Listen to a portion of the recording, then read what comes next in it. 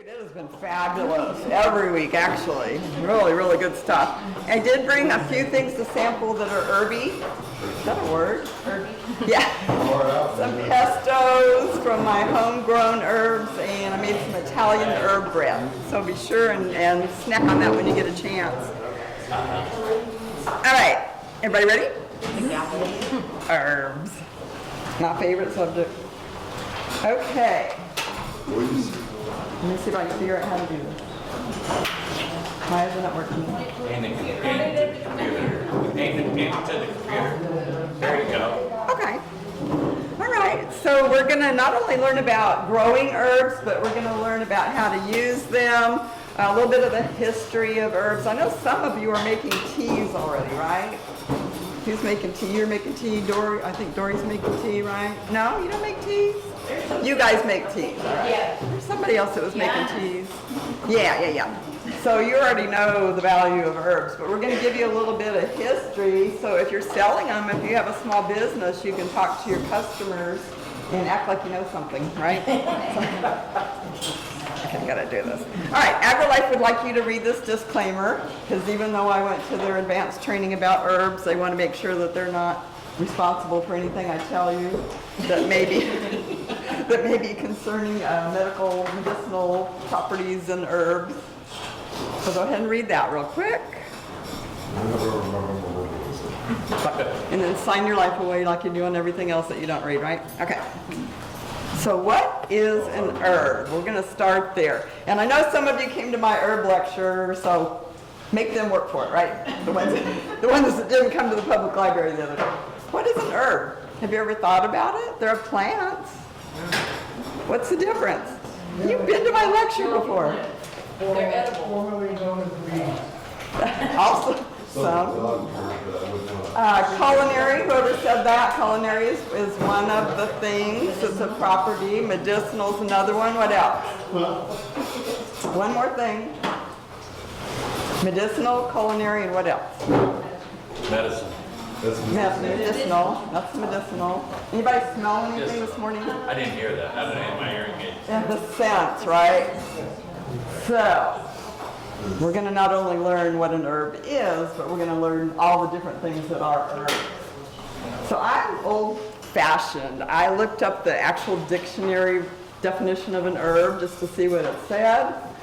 And just like we just talked about, plant valued for its medicinal, flavor, scent, or the like.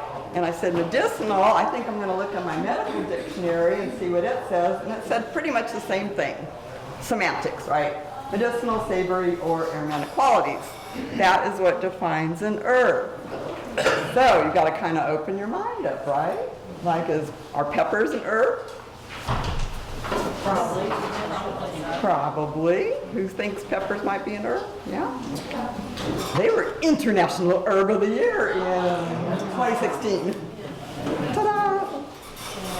Weeds. Okay, we've already mentioned weeds. Did it change? No. Weeds. How about weeds? Are they herbs? Yes. Wow! I think that's pretty positive. Yeah, we have lots of weeds that are herbs. In fact, an herb was the International Herb of the Year last year, yarrow. You might have seen that little lacy looking weed that comes up in your yard. I actually cultivated it, so it's a very good thing to have around. And it made the top list last year. Some of the other herbs, well, I guess they are herbs. Some of the other weeds in our area that you might see, it's kind of funny because I look at it and I see some of these for sale at like H-E-B. I'm like, they're selling weeds. That just tickles me, I don't know why. Stinging nettles, we got lots of those. Lots of the cleavers this year. Have you noticed that? My mom calls them beggar's lice. Yeah, beggar's lice, cleavers, is that sticky stuff that sticks to you when you walk through your yard. Tons of that this year. It's actually an herb. Lots of it, of course, dandelions, stinging nettle, wild garlic, wild onions grow in our area. Mints are actually a weed, they're very invasive. But look at the uses of them. You know, if you want to use them, you can. You can eat them too. That cleavers, it's used for like if you have, I remember my grandmother treating my grandfather, he had gangrene. Uh-huh. And she used that cleavers weed Isn't that to amazing? help alleviate the gangrene. It just freaked me I out. know. Now it's just freaking me out. A lot of herbs have antimicrobial and antibiotic and all kinds of good uses. Yeah, it's amazing. We've lost some of that through the years. We're starting to get some of that back. They're studying it and saying, oh, that really did work. It's not just folklore. All right. This year, just for your information, chamomile is the International Herb of the Year. So drink your tea in the evening when you're getting ready to go to bed and think, oh, International Herb of the Year. I'm drinking it. And if you grow it, good for you. Even better. All right, history. I love history. So we're going to talk a little bit about history, the history of herbs. The first evidence was found about 60 to 70,000 years ago. It was some poor guy's, some shaman's gravesite in caves in Iraq. Remember that herb? Yeah. Poor guy. Yeah, they dug up his ceremonial burial site, and they were actually able to find under his body some leather, very thick leather packets that had material in it, and they carbon dated it and analyzed it, and they found that it was medicinal herbs. So that was pretty interesting. That was the first solid evidence that they'd been using herbs that long ago when they lived in caves and things like that. Of course, back then they handed down everything orally. We didn't have a written language, so it was passed down from shaman or medicine person to the next one down, and that's how they kept the records of what helped with what. First written word that they found was in Latin, and it was, I don't know how to pronounce it because Latin's a dead language. But that was about 700 BC, so that was several thousand years later. And they found that the definition was, hear it again, herbage, turf, or weeds. So they even recognized that invasive weeds were herbs and had medicinal purposes. Now, up until this point, it was pretty much thought that herbs were only used for medicinal purposes. Now, you can't tell me that some cook didn't taste them and go, oh, this is really tasty, I'm going to put it in my food. But we didn't have any evidence of that. I think that's why medicinal is always the first thing when they look at a definition of an herb. That's supposed to be the main definition, right? The first thing in the dictionary, and that's why. Fast forward a few hundred more years, Cleopatra. Cleopatra is my hero, as far as herbs go. So she had all kinds of remedies and experiments and recipes for all kinds of things. Now we know she was a little bit of a floozy. I mean, you know, she was having kids by world leaders, but they didn't invade her country, right? But she was really a very intelligent lady. I mean, she knew like, what, 12 languages?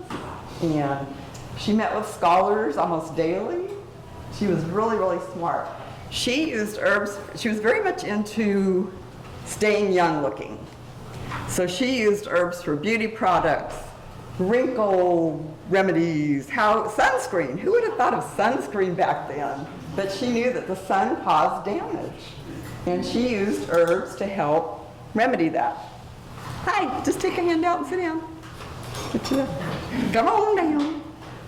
Some of these are kind of unusual. Moringa, one of my favorite herbs. She used it to repair skin wrinkles. I've never tried that. I use it internally. I drink a tea. It helps reduce inflammation. Another one she used was neroli. What is that? Anybody know what that is? It's like patchouli, isn't it? No, well, it's an essential oil, and it's very fragrant, but it's actually derived from citrus flowers. Actually, the sour orange tree, to be precise. So it's very good smelling. But she used it, and today they've actually researched it, and it does help with stress and anxiety, just the smell of it. But she used it for that back then, and she used it for other things, treating scaly skin, itchy skin, so who knew? Who knows?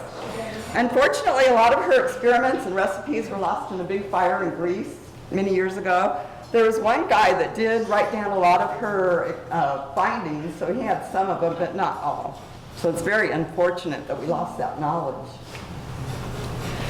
Saffron was one of her favorites. Nathan, close your ears. She used it as an aphrodisiac, and it was said that she had her slaves go out and collect the saffron flowers. The little flower down there in the corner. She would have them go collect the flowers. She would fill up her bathtub with it. She would bathe in this bath of flowers. And it was written that her lovers could not resist her. A little bit of trivia there. I wonder why she had so many. Saffron. You can actually grow saffron in our area if you want to. If you ever wondered why it was so expensive, it's kind of hard to harvest. What they do is they grow it, whoever grows it, you have to grow 75,000 flowers in order to get 225 stigmas, which are these little red things, to make a single pound. A pound sells upwards of $5,000. So that little jar you get at the grocery store, you're like, why is that $17? That's why. In order to harvest it, it only flowers once or twice a year. You have to watch for it to flower because the flowers only last a few days. And sometime during that few days, those little stigmas pop out. They only last for 1 hour. So you have to be awake. You have to take a pair of tweezers and pluck them out. The 3 stigmas, they always do 3, and that's how you harvest it. Again, that's why it's so expensive. So if you want to grow it, you have to be able to stay awake for 24/7 for about 5 days. Because could you think, if you fell asleep and you missed it, What happens after the hour's up? they kind of shrivel up and they're gone. They disintegrate. Yeah. That's the only part of it that's medicinal or? Yeah. And culinary. It's used in several dishes. It's got a certain kind of bitter taste. Yeah, and there's certain dishes you have to have that flavor to make it its unique flavor. Yeah. For color purposes? For color purposes. Yeah, it's used for dyes as well, and aroma. It does smell really good. Yeah. Isn't that interesting though? Moving on. All right, the first cookbook. We finally get into the 1st century and we find the actual first cookbook. That's when we add in the culinary uses. And it was by a guy, I'm not even going to try to pronounce his Greek name. Thank you. I call him Appy. I have nicknames for all these guys. Big A. Big A. Yeah, he wrote the first cookbook. Yay for him. And of course the French took over and took it into their cooking, and they really took it on. And while we're talking about the 1st century, we're going to go back to it in a minute, we also have to look at, okay, who wants to pronounce this one? Dioscorides. He was a Greek physician, and he's the one that was looking highly into the doctrine of signatures. Who are we looking at? In red? We're going to get into a little bit more. Okay. That's gorgeous. Okay, thank you. Boy, you're good at pronouncing names. We can keep you around. Anybody heard of the doctrine of signatures? Something new. Yay! Even you guys that came to my other lecture. All right. Before we go that far, though, we're just going to look at how it was pronounced. How many pronounce it herb? And how many pronounce it herb with a hard H? Herbs. You've heard it both ways, right? They're both correct. How about oid? Oid? Oid. Depends where you're from, right? How that came about was, of course, in Latin we saw it was spelled with an H, right? When the French took it over, they dropped the H and just called it ERB, herb. They lost the H. When the Brits came in, they took it over and they called it herb. And then some queen came along and she's like, well, in Latin it had the H, herba. Why don't we put the H back on it? But they still didn't pronounce it. Another queen came along later on and said, why do we have an H there if we're not going to pronounce it? Let's start pronouncing it. So in Great Britain, they say herb, and in New England, here in the States, they say herb. If you watch Martha Stewart cooking shows, you notice she goes back and forth. If she's up in New England, she'll say herb. If she's down here giving a lecture, she says herb. Interesting, right? So both are correct. Okay, but if you had an AL on the end of it, is it herbal or herbal? Depends on where you're at. Exactly. I've only heard it herbal. That's interesting. I've never heard it with the hard H. But yeah, good question. I would think it would be it's where you're from. So that's why the controversy of how to pronounce it. All right, back to the doctrine of signatures. The doctrine of signatures started around the 1st century, and this one physician started studying it, and he was like, a lot of plants, vegetables, herbs, fruits look like body parts. I wonder if they're really good for it. And somehow he studied it. I don't know how they studied it back then, but he did. And he wrote manuals, and then another guy picked it up in the 2nd century, and he added on to it. And then this guy, William, kind of stole it around, I don't know, somewhere in that century. He kind of stole it and took it on as his, but it really wasn't. But he wrote a really nice book about it. Have you all ever, when you were growing up, heard your mom say, eat your carrots, they're good for your eyes? I meant to keep a piece of carrot from our dinner last night. If you slice a carrot and look at it, look at the slice next to your eye, what does it look like? Your eye. The eye. Yeah. So this one guy went the wrong way. That's the other one. Walnuts, you heard in the news, walnuts are good for the brain. Breaking news, right? Well, no, breaking news back in the 1st century. But there's lots of things that look like body parts that are actually good for your body. And this is from modern research. So from that beginning back in the 1st century, they finally started looking at this stuff going, I think I was right. These things really are good for those body parts. So you are what you eat, right? And you can Google this. There's lots more than this. This is just a very basic little chart that I came up with that I found. But there's lots and lots of things that look like body parts. There's one root of some plant that looks like a hand, and they're good, supposed to be good for your hand dexterity and your arthritis. There's one that looks like roots that look like hair. It's supposed to be good for your hair growth. I mean, there's just tons and tons of things.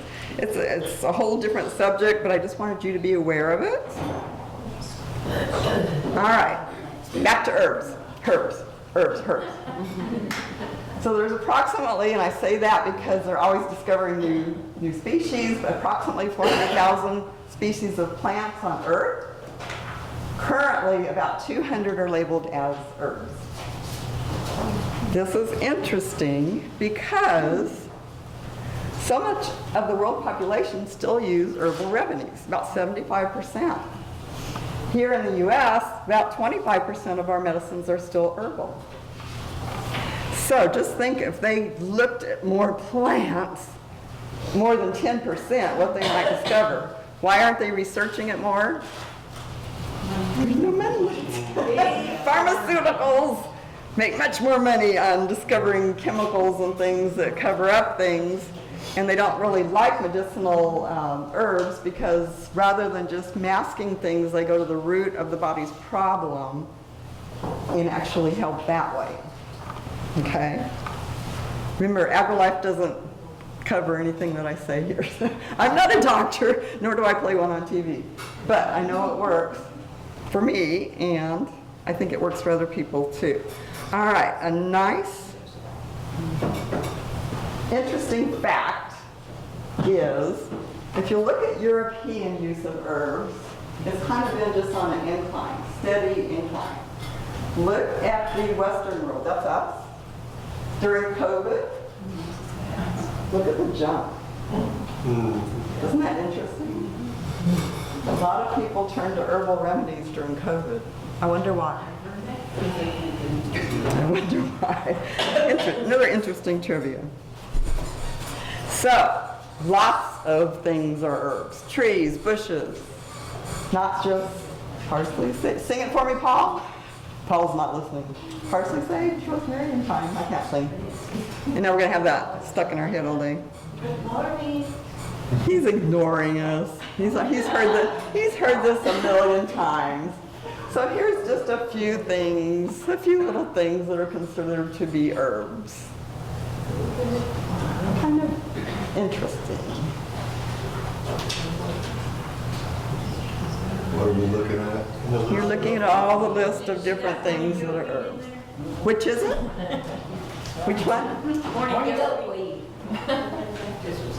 Did you notice the green-lipped mussel?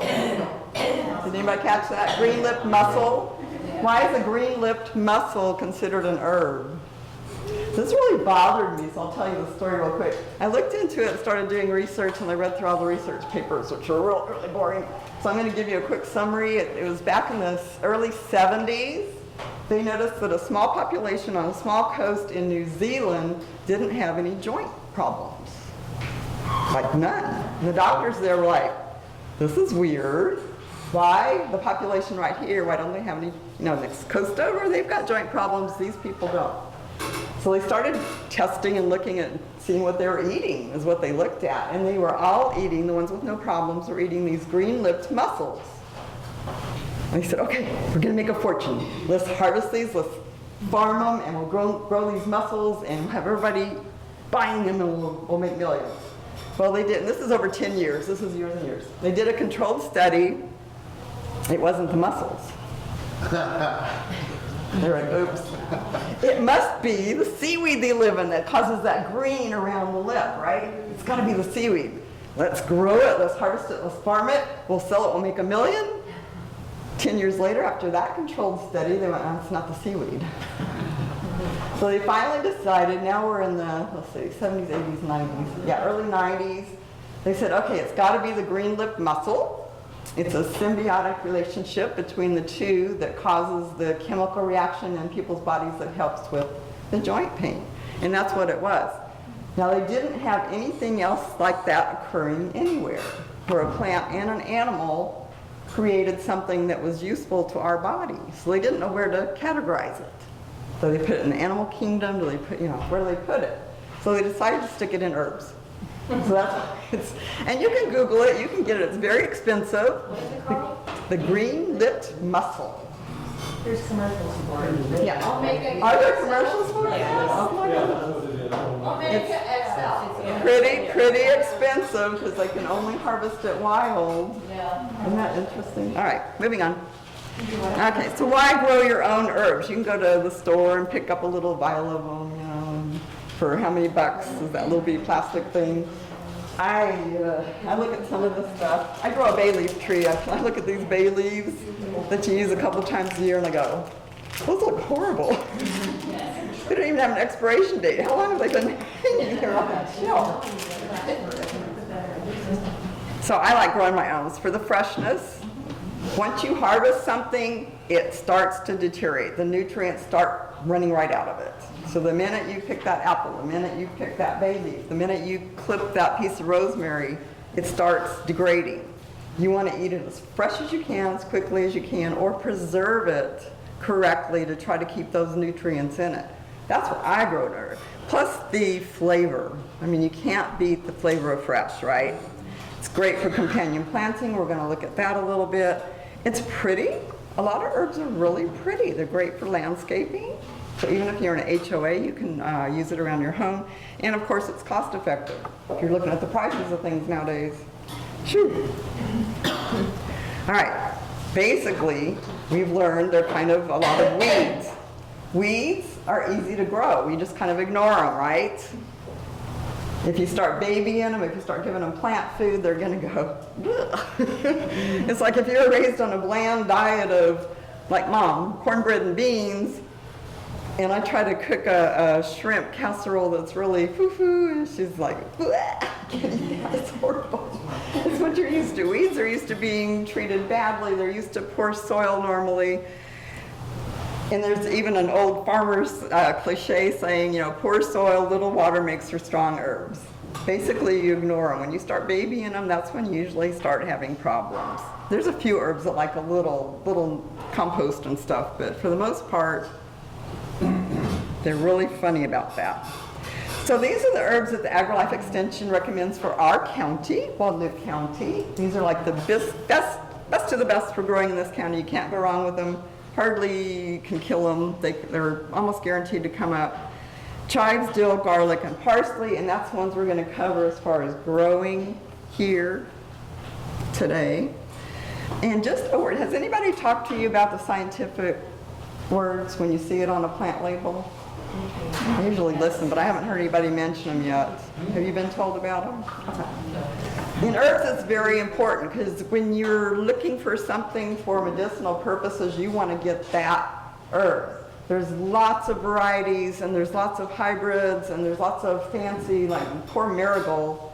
There's like a million varieties of those, same with basil.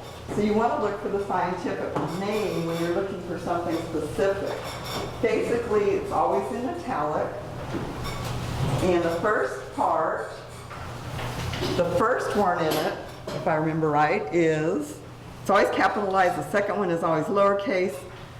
The first word is the, what is it, species? The genus. And then the second one is the more of what kind it is, like curly or spicy or medicinal or common. That's your second one.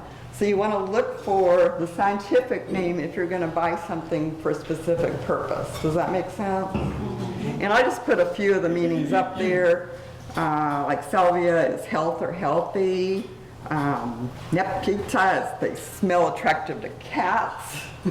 Just, different meanings for the different ones. More trivia for you. Growing chives. How many grow chives here? Anybody? Great! I don't have to tell you a whole lot about them then. They grow very readily here. I have more luck with garlic than I do onion chives for some reason. I've had mine for years and years and years. Yeah, they seem to be hardier in our area. The onion chives come up for a while and they're there. The bunch doesn't seem to grow very much, and then they go away for a while. And if I don't forget and plant something on top of them, they come back when they feel like it. Whereas my garlic chives, it's a big bunch, pretty much there year round unless we have a real hard freeze or a really hard hot summer. They will go dormant and then they come right back up. So they're pretty neat to grow. Delicious on all kinds of things. They're great for companion planting. Let's see if I have. Good with carrots, tomatoes, sunflowers. They help avoid the aphids and the beetles, things like that. So they're good to have around. It grows well with a lot of the other herbs. They don't tangle and mix up. I give you a companion chart a little bit later, and it's going to show you the things that get along well, the things that don't get along well, and the things that it doesn't really matter either way. So that's why I talk about that. Propagating chives. The best way to propagate them, you can do it from seed. They're very slow to grow. But if you know somebody with chives, buddy up with them. It's really healthy to remove your whole clump of chives. You take it out, you put it on a clean surface like a tarp or something. Dig out that whole clump, divide it, give it to your friends, and then put part of the clump back in. It's really healthy for your chives to do that every few years so they don't get overcrowded. It gives them a little bit elbow room, and you get to share with people. So that is the absolute best way to propagate chives. Yeah. I just did that with the chives I have. I have 2 bunches, There you go. like that. That's all you need. So if anyone wants chives, I'll bring them. Woo-hoo. Propagation classes next Only week. 2, so. Perfect. Yeah, they're great. Yeah. Thank you for sharing. Yeah. Make potato chives. They're delicious. All right, garlic. How many grow garlic? Anybody grow garlic? A couple people. Have you had luck with it? Pretty good luck? Yeah. Garlic, of course, is also a good companion plant for repelling pests. It's best to grow it from the bulb. You can grow it from seed, and there's a couple other ways you can grow it. The best way in this area is to go ahead and get a clump of cloves, the bulb, divide it up into little things, leave the paper on it. You're going to stick it with that pointy end up, and this part is the root. Okay, so you put the pointy side up, just barely under the dirt, and they kind of come up when they feel like it. Sometimes I have them go dormant for up to a year, so don't give up on it if you stuck it in there and nothing happened. Some things do that. Turmeric does that. Ginger does that. Garlic does it. They just kind of know when the time is right, and then they go. And it may be a year or so later, and you're like, yeah, I planted that years a long time ago. Why is it coming up now? Onions tend to do that too. And it's great because it's so small, you know, the thing that comes up is so small, it's great for putting in between things for your companion planting. This is an example of one of my raised beds, and what I did here is, I wish this thing works. Not gonna work. Anyway, that's kale, and I planted it to the west side. That's my spinach, so the kale in the late afternoon gives shade to the spinach so it doesn't get sun scorched. And this year, or that year, a couple of years ago, I used green onions in between for my, now it decides to work. for companion planting. And it worked out really well because you need a little bit of space in between each plant, and I kind of put it in between. I don't have like a whole bed of onions usually or a whole bed of garlic. I use it interdispersed upon around the rest of my garden to use it for companion planting. Now, why did you do that? Propagating it, division is the best way. Break it up like I said. Leave the paper on, put it down, let it grow when it wants to. Keep it fairly moist but not overwatered. If you overwater it, it's just like onions, they get all yucky and it won't grow for you. By seed, it's very slow. I don't recommend it. There is another technique from the bulbous. Anybody tried to grow hardneck garlic here? It doesn't really grow well here. Somebody at the library the other day said they grew it in Alabama, I think. They must have a different type of soil. But basically all you do with the hardneck garlic, in case you ever move, is you kind of rub the neck of it, and that stuff kind of goes down and the garlic grows from that. Who knew, right? But I know, it's really weird. What? You take, okay, so you have a garlic and it has kind of that stem on it.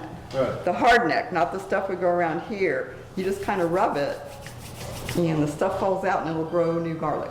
I've never done it. I've only read about what it. stuff falls out? It's called, what is it called?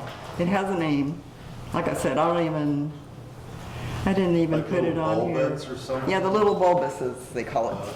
I guess they're tiny little, Okay. tiny little things, not really seeds, but tiny little bulbs, basically, yeah. Bulb- I don't tend bulb- to keep things in my brain that I don't do or that don't do well here, so. Say bulb. Yeah, you're my pronouncer. Bulb. All right, growing dill. It does germinate fairly quickly. I recommend you direct sow it into your garden. Couple of reasons. I know everybody wants to buy it, and I have grown it. It's kind of difficult to grow into a pot for transplanting, and I don't really recommend it, mainly because dill has a long taproot that does not like its roots touched. Don't touch me. Kind of like rosemary. Rosemary does not like its roots touched. So you direct seed it into your garden, wherever you want to plant it, and it'll come up. For example, I tried to grow it for the plant sales. My ones under grow lights are about this big. They look really wimpy. They look terrible. I had some come up volunteer in my gardens. They're about this tall, healthy, big stems. They're beautiful. Started about the same time as I did my little wimpy ones indoors.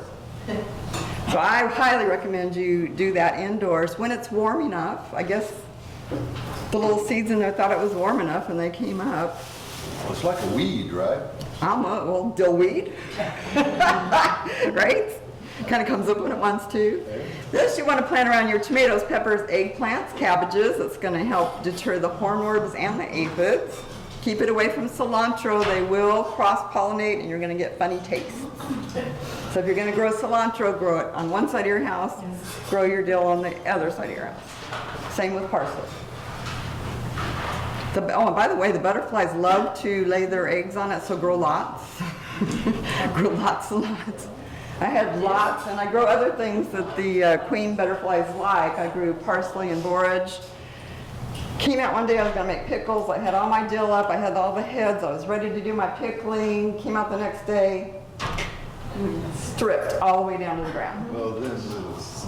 Fat little caterpillar sitting there looking at me. So I had to go to another master gardener and say, do you have any dill? I've got all these cucumbers. I got to make my pickles.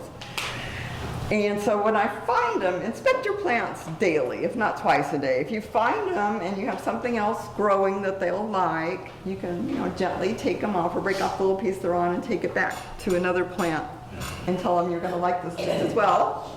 Eat this instead of my dill or parsley or whatever you're trying to protect. Swallowtails love it. Yeah. To propagate from seed, it germinates best when it's above 60, but below 70. So like right now is a good time to put it into your garden. Once it comes up, keep it evenly moist. If it dries out, it's going to bolt, and then that's pretty much it. So you want to keep it moist until you get it to the point when you're going to use it for your pickles or whatever you're using it for. You can dry it, make your own little containers of herbs instead of buying the expensive bottles, okay? And if you have questions, just holler. Parsley, I'm going to go through this quickly because we've got some really good stuff to talk about. All right, parsley germinates in about 8 days, but it can take up to 29 days. It's really hard to keep the soil moist for 29 days without the seed rotting. So if you have luck with it, I think the flat Italian actually does better than the curly in our area, although I grow both of them. And right now the curly's doing better. I don't know why. But again, you can start it indoors, but you just have to be real careful with your soil moisture. Keep it evenly moist, overwatered. It likes the sun, but in the afternoon, this Texas sun, I'd give it some afternoon shade if you can. Okay? April, It'll last for, yeah. this parsley you've got, have you overwintered that or started it? It's in the garden now? It stays all year in my herb Yeah. garden. So it's, okay, sweet. It handled the winter just fine. If we're gonna get a really, really hard freeze for several days, like Snowmageddon a few years, I'll throw a sheet over it. That's about it.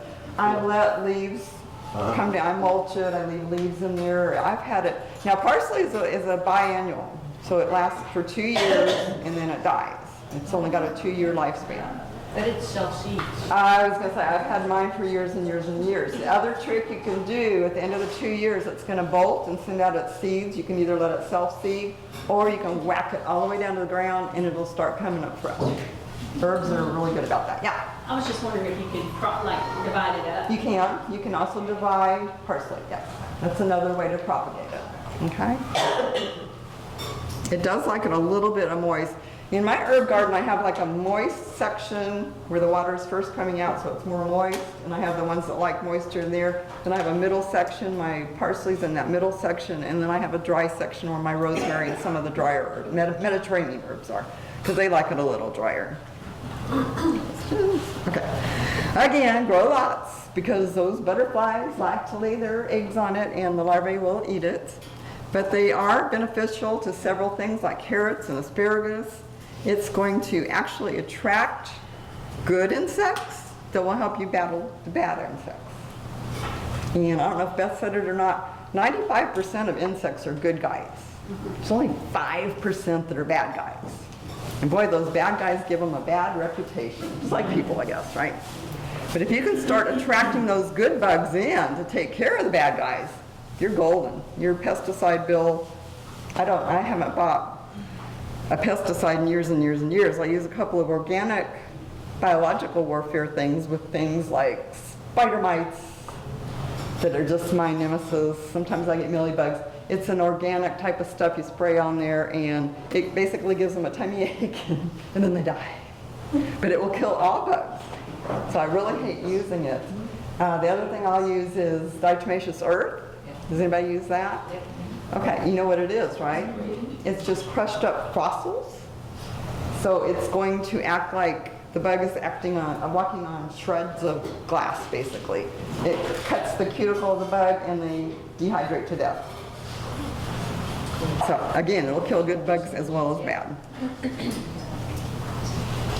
Parsley by seed, you can start it by seed indoors. They're very tiny. I don't know if you had a chance to come up and look at some of these seeds. Some of them are so tiny, they look like dust. So unless you have a small kid with really good eyes and good dexterity in their hands, it's kind of hard to do that. So it's good to start them indoors, and that way when they all start coming up, you can weed it out, pull it out the weak ones and leave the strong one and propagate it that way. You can transfer it as soon as it comes up and it has its first two true leaves. You can graduate it up. You want to space it out to give it plenty of room. Parsley does get really big, so you want to give it space. Any questions about parsley? Good stuff, packed full of vitamins. You do have a handout. It's orange or orangish. And it kind of gives you a clue as to how long seeds will take to germinate once you've sown them in either into the ground or into a container. If it gets past that amount of days, probably your seed is rotted, so just toss it and start over. But it gives you a gauge. Always mark when you start it. So if something doesn't come up, it doesn't happen, then it's leaving it there longer is not going to help. Giving it more water is not going to help. It's just something to help you out. It also gives you the ideal temperature. So once we're to the point where we're getting to 50 degrees, it's a really good time to start planting, which is right now. If this wind would just stop, and if we get some rain, right now is an ideal time to put things in the ground because we're in that 45 to 55 range at night. It seems like I think we might have one more cool day this week. I can't remember, but it's a good time to put it in the ground right now. All right, there are a couple of handouts that you can go out to the AgriLife website and look at. The first one, Herbs Made Easy, is a $15. It's a little wheel. I wouldn't waste my money on it. It just turns you and tells you different things. The publication Growing Herbs in Texas is an excellent one. It's several pages long. I think it's 11 pages. Really good source for herbs that do well in the South Texas area, not just Guadalupe County. And there is a publication for landscaping, if you're into that. And they do offer a cooking series from time to time. Lately it's been over the internet, not in person. That one does cost. I think last time they had it, it was $200 or $300. It's a good series though. These are most of the herbs that I grow. So I'm pretty knowledgeable about any of those. If you have questions on those, we're going to cover a couple of them. You'll notice that a couple of them are poisonous. And you're like, why are you growing poisonous herbs? In case I want to kill somebody? You need to look at the overall picture. Some things are good for our pollinators, like borage, epazote, the whole plant. Anybody use epazote? Mexican? Yeah. Okay. It's used a lot in Mexican dishes. You only use the leaf. The leaf is not poisonous. The rest of the plant, the roots and everything are. So you want to keep it away from pets and small children. It helps relieve gas. If you have that digestive problem. So we eat a lot of beans. We're vegetarians. Frank and I have been vegetarians since, 1988? Something like that. So we eat a lot of beans for our protein. And it takes care of that problem if you have it. What is it? Beans, musical fruit. The more you eat, the more you eat. Don't ask me why I remember stupid stuff like that. In the summer, I grow Datura. Anybody grow Datura? You grow it? Why do you grow it? It's poisonous? Somebody gave me some seeds, I wasn't sure. So I put them in, they're so pretty. They are pretty. Now I got They're very pretty, aren't they? They're gorgeous. They're highly toxic. Aren't they gorgeous? They put out this, mine puts out this purple and white flower. That's mine. It's gorgeous. Highly poisonous. It's what they used in medieval times to kill off kings. You know, that's why the kings had their taster. It was the poison of choice. It's very pretty. The reason I grow it, be careful, don't make me mad. The reason I grow it, it is the preferred food for the hummingbird moth. Does anybody know what the hummingbird moth larvae or caterpillar is? It's the tomato hornworm. The tomato hornworm. It'll strip your tomato plant. They're huge. They're hard to see on your tomato plant. But most of us don't have an alternative, better food. It's kind of like your mom, you have a carload of kids, you're driving, everybody's starving. You really want to go to a place that has pretty good food, maybe Applebee's or something like that, and all you can find is McDonald's. Well, what are you going to do? You're going to take them to McDonald's, right? You can't find a good place to take them out to eat. And that's how the hummingbird moth is. They're flying around, I can't find anything really good for my kids. Here's a tomato plant. Oh, they'll eat that. Okay. And they put their eggs on there. Luckily, they don't lay a lot of eggs, so there's not a whole lot of them, but one tomato hornworm can just strip a plant. I mean, they are voracious eaters. You can see them at night with a nightlight. If you go out and look at your tomato plants with a nightlight, they're really easy. There's not many of them. You can pick them off. If you have an alternative place to put them, you could do that. I don't want to destroy all of them because I love the hummingbird moth. If you've ever seen one. If you've been out in the evening, right at dusk, and you see something flitting around like a hummingbird, and you're like, hummingbirds shouldn't be out at this time of day, right? What is a hummingbird? It's not a hummingbird. They're huge. It's a huge moth. They have the wings just like a hummingbird does, and they flit around to the flowers just like a hummingbird does, but it's a hummingbird moth. So I don't want to kill all their babies. I love that moth. I think they're so cool. Okay, up there it says devil's trumpet and moonflowers, devil's weed. Okay, Different I've never names. heard of it as datura, but I've heard of it as moonflowers. Yes. Now, some of the varieties, if you got it in a seed packet, they may have bred out the more poisonous parts of it. I still wouldn't allow pets and kids around it, though. But I've heard of the devil's trumpet and moonflower, and are they both that datura? I mean, I've got to look now. Yeah, some people grow it and they don't know what it is. It made me very suspicious when, the reason I got this plant was my mom's deacon had been out of town. I think he was traveling through Alabama or somewhere. Conspiracy theory here. My mom's 95. Her deacon walks in with this datura and he says, I don't know what this is, but isn't it beautiful? It's just for my mom. And I went, oh, I know what it is. It's very beautiful. Thank you very much. And I put it over on the table. I didn't tell, he said he didn't know what it was. I gotta believe him, it was her deacon. A few weeks later, we found out he works at one of the funeral homes here in town.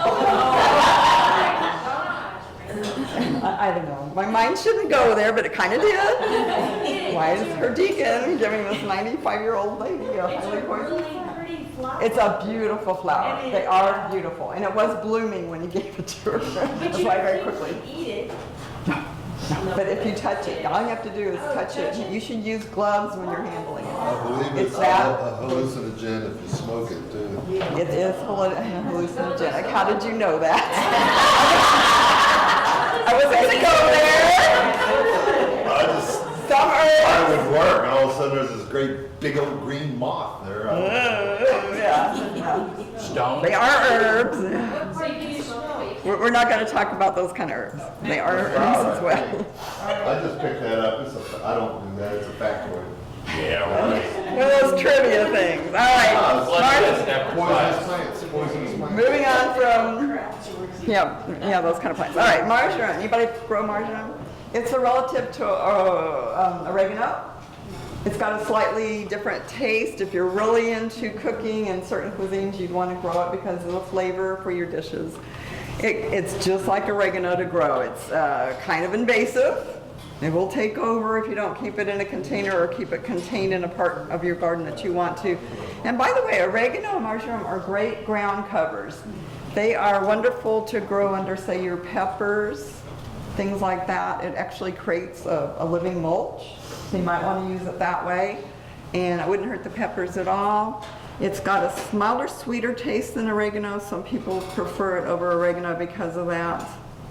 But it can be invasive. And you'll notice I do put the native, where the plant for the herbs came from, like Mediterranean. I do that because it's a good idea to group your herbs by where they came from. They usually like the same type of soil, the same type of watering, the same type of sun. So I put all my Mediterranean herbs in one part of my herb garden. Is that used in Mediterranean food? Yes. So if you have that type of diet, we eat a lot of the Mediterranean diet. We eat a lot of that, so I love growing those herbs. It can be propagated. The reason I brought it in is it can be propagated by something called layering. Has anybody been familiar with layering? Okay, so you know what I'm talking about.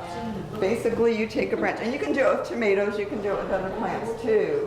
Basically, what you do is you train a branch or a runner, whatever, to go down to the ground. You put it under the ground, that branch about 2 inches down, stake it to keep it there. You leave part of it coming up, and you can do an exact clone of whatever plant you're layering. So some of these plants that maybe are hard to find, and you know it's going to die at the end of summer when it turns cold, you can use this technique, create a whole new plant that's an exact clone of the mother plant, and keep it indoors or in your greenhouse. After about 2 weeks, you just clip it from the mother plant, and you have a whole new plant. It's a great technique. We'll probably cover that more next week in our propagation class. Basil, probably the easiest herb in the world to grow, right? No, you don't have luck with basil? It burns up wherever I have ever put it. Really? For some reason it burns. What type are you growing? What, I have cat will eat it. the cats would? She'll eat it. I don't know, I put my basil in the front with that West Sun and it's huge. I don't know. So I don't know what you're doing. I'm not watering enough, or I don't know. It doesn't take a lot of water. It's very, actually pretty drought tolerant. And it's one of the few herbs that does like a little plant food. It likes a little more compost, so a little richer soil than most of your herbs do. So the next question is, do you make house calls? We might have to talk and see what you're doing, I yeah. think it's just in a spot that's like too sandy and not good. Oh, okay, yeah. Yeah, it likes a richer soil. Yeah, it's probably draining out too quickly. Always add something. It needs some nutrients, a little compost. Yeah. Just amend your soil a little bit with some compost, or grow it in a container. It grows really well in a container. The bees love it, the pollinators love it. It puts out those wonderful little flowers. It smells great. It smells great. It's lovely for cooking with. There's about 150 varieties of basil. Wow. These are just a few. I know, Dory, you're growing the African blue. I got one. Thank you. I didn't have any of that. My favorites are the Thai. Thai basil has a little bit thicker leaf and it holds up to heat better. And especially if you're into Thai cooking, Asian cooking. I know our plumber wanted some, he was looking for Thai basil, couldn't find it anywhere. And I was like, oh, I have a big old bush. So I made him some cuttings, put it under grow light inside. 3 weeks later, it had already grown roots and it was starting to flower. And I was like, Eric, are you gonna come get your Thai basil? He got busy. I potted it up, and by the time he finally came and got it, I think it was a huge bush. But yeah, Thai basil is great for cooking with. I also like the purple basil, mainly because it's pretty. It makes a really nice garnish in salads and things like that. It has a little bit richer flavor. Sweet basil, compared to Genovese basil, they look a lot alike. The sweet basil, to us, it has that aniseed, that black licorice flavor, and we don't like that. And that type of basil will cross over if you have all your basils together. That aniseed flavor, that black licorice flavor will take over all your basils. It's the dominant taste. I had some going for a while. It took forever to get rid of it. I had to get rid of all my basils and start over. That's where the scientific name becomes important. That's when the scientific name becomes important, yeah. Because a lot of I've noticed a lot of places, like grocery stores and stuff, will sell it as sweet basil because everybody's like, oh, sweet basil, yay, and it really is the Genovese basil. It's the one with the better flavor that most people like better. By taste, the Genovese, that's the most popular for your pestos and things like that. I did not make a basil pesto just because everybody usually has tasted it. You can get it at all the grocery stores. So I made some different pestos for you to try. There is some of the basil in a couple of the recipes, and the recipes are over there if you want to try those. Holy basil is the one, if you're going to get a medicinal tea, if you're going to get a basil tea, that's what's in the tea at a grocery store. Thai basil we already talked about. Rosemary, how's my time? Oh, good. Rosemary, very popular. It was thought to be good for memory and brain function. Lo and behold, scientists today have discovered what is it good for? Memory and clear thinking. I put a sprig of it in my tea every morning. I figure, what the heck, right? So when I'm steeping my tea, I just nip off a little piece of rosemary, stick it right in there with a tea bag, and let it steep with the tea. And I figure it couldn't hurt. I'm spending big bucks for Prevagen now. I can just use rosemary. Just clip your rosemary. Couldn't hurt, right? No wonder I took this class. Hey, it might help, right? Fairly easy to propagate. I like propagating it. It's really, really slow to grow. So if you do it from seed, it just takes forever. If you take a nip of it, root it in soil, what you want to do is get some kind of, and I'm not saying any brand or anything, but something that has a root hormone on the label. Clip your rosemary. I usually bring some, but I didn't. You clip your branch of rosemary, you strip off the bottom half, just, and you have to make that noise. You dip it in a little water, shake it off, dip it in your growth hormone. It's like a powdery stuff. You can look at it if you want to. You tap that off. You don't want to totally coat it. Just tap it off, a little bit of growth hormone. You stick it right in some soil, keep it moist, and you'll have a new rosemary plant. A little goes a long way. Yes. And you can usually, there'll be like, kind of, not necessarily wild, but you can just walk by somebody's yard and. You can. You wouldn't know exactly. Yeah, there's two different types of rosemary, by the way. There's a creeping rosemary that is very invasive. It'll take over your garden, and then there's an upright. We actually prefer the upright for taste. Yeah. Yeah. It's really good for layering as well. Yeah, you can layer. There's several plants you can use layering. Put them down, as soon as they grow the roots. Right. Yeah, it's fun to play with, yeah. Rosemary only lives a certain amount of years. I know a lot of people come to me and say, oh, my rosemary's dying, I've had it forever. And I'm like, how long is forever? It only lives for a certain number of years and then it will die. So you'll have to replace it. Mine's getting a little gray around the muzzle, so I am gonna have to probably replace mine this year. I've had it probably 8 years or so. I think it's about 8 or 10 years. So it isn't anything you did, or it wasn't too cold, not too hot. It's just they only live a certain amount of time, and then they die.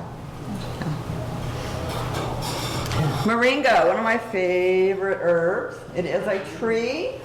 They get very large. They can grow to be 60 feet high if you let them. I keep it in a container. It's also known as the miracle tree, the tree of life, that sort of thing. It's jam-packed with vitamins. It's like a vitamin pill in leaves. I add it to our salads, to our sandwiches. I dry it, I make a tea out of it. I actually had some really bad problems with arthritis several years ago. I thought I was going to have to, I sew, I love to sew. And I had arthritis so bad in my hands, I couldn't hardly stand it. It was hurting that bad, I couldn't cut, because you cut a lot in sewing, right? Really, really bad. Went to the doctors, they put me on something, it did nothing. They gave me some kind of, was that Valerum or something to rub in. So I'd rub it in when I was really hurting. And then I'd turn around and have this wedding dress to work on and I'd be like, can't touch that, I have to wash it off. So nothing really worked. I started looking at a different couple of herbs, turmeric for one. I started taking that, and moringa. And I have found that a combination, and turmeric, by the way, for it to be effective for arthritis and inflammation, you have to take it with black pepper. And it's best if you take it with a dish that has some kind of oil, or what I do is I take it with my fish oil peel. I do take a fish oil. So I take the moringa, the turmeric, I mix it up, so in case I'm away from home, I can sprinkle it on whatever dish I'm eating out. And that has totally taken away the arthritis. I have no arthritis in my hands at all. How long did it take to become? Okay, now herbs are not going to be instant like a Tylenol or something like that. It's going to take a while for it to take effect. Several days, and then over the few weeks, it just seems to disappear. I eat moringa seeds. On your plant, do you get the seeds? Like, where do just buy them online? Yeah, I haven't seen them for sale too much. Usually there's several people around here that grow moringa, and one of our master gardeners had a lot of seeds this last year, and she kind of handed them out. The seeds, by the way, look like this. They're a big seed.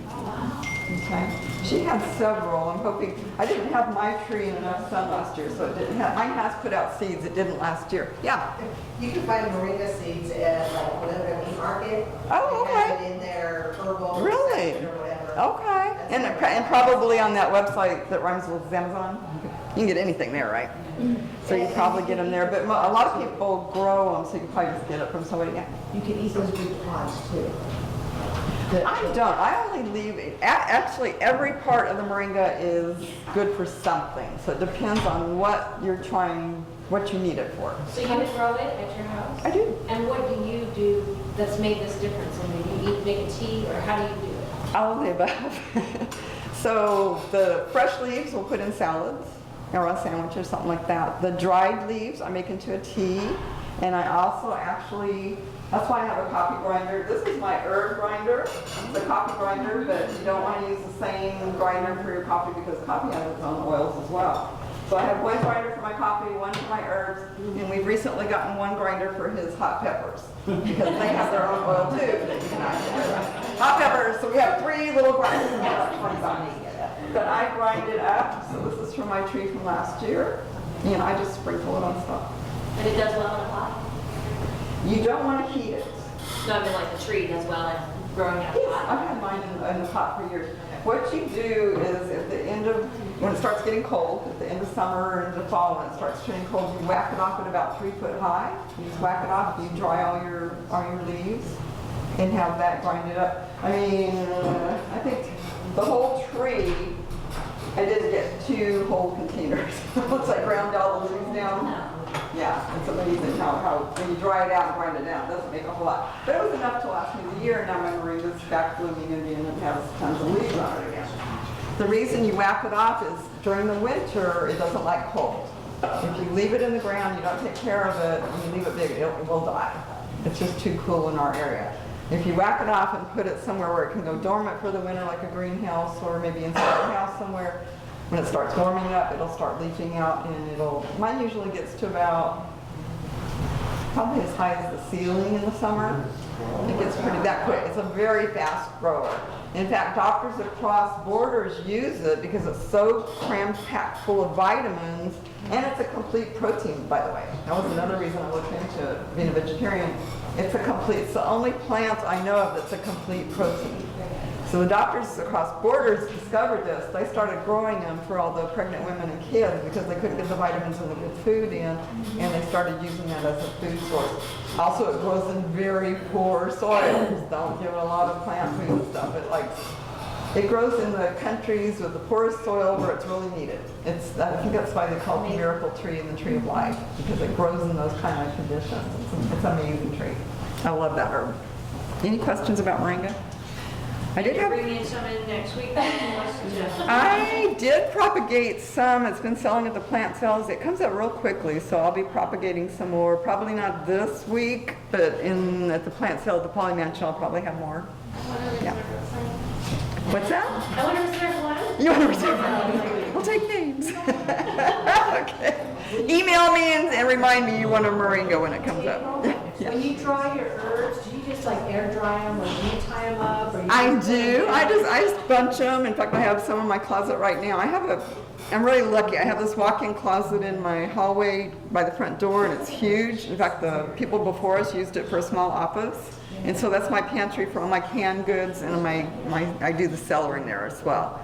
So my onions, my garlic, and I hang them, I bunch them together. I have a Boy Scout husband that does a really neat knot, and I hang them up and let them dry in there. So you just want to keep them in a cool, dry place to dry out. I do have a humidifier, a dehydrator, but I don't usually do it that way. I like it drying naturally. Okay, good. That's a whole nother lecture on preserving foods. I gave it at church last week, I think it was. Bay laurel. Jenny, I started some cuttings of the bay tree. Bay tree, again, I like having the fresh bay leaves. You don't use them very often, but I'm going to tell you some different ways that you're going to want to use them. They're great for pests. Now it's another one that's going to become a huge tree if you let it. It'll get 60 foot high.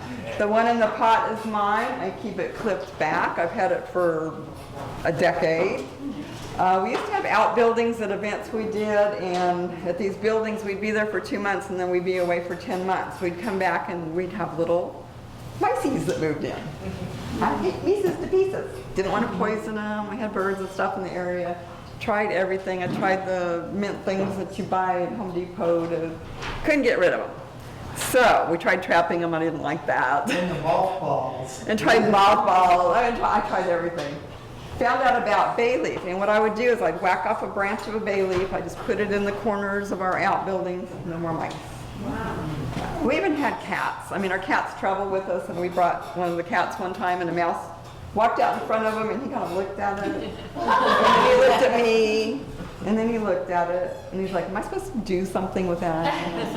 And by then the mouse was gone, and he's like, okay, I don't have to worry about it. I mean, indoor cats, right? So yeah, bay leaves took care of it. So I just put branches, so if you have like a garden shed or anything like that, and you have some mice, try the bay. It really does work. It's amazing. Hard to find. I've never seen them at nurseries. Jenny, oh, she's not paying attention either.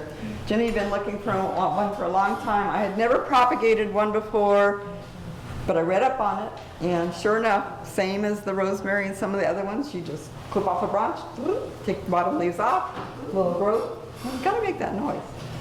growth hormones, stick it in some soil, and they seem to be going. So in a couple of weeks, I'll probably have some bay leaf trees at the plant sale. Yeah. I'm sure we'll talk about it like during propagation, but is there the best time to do that for woody plants? Because it's like there's some branches that are like woody, and It's, they'll take it. right. It's best like right now in the spring when they're in a real growth rate anyway. So they're kind of in that mode of thinking of, oh, I gotta grow it. Yeah, I wouldn't do it at the end of a hot summer when they're already kind of stressed. I wouldn't do it right at the end of winter when they're stressed and kind of dormant from the winter. Spring is a great time because they are in that growing mode. So that's a good time to do it.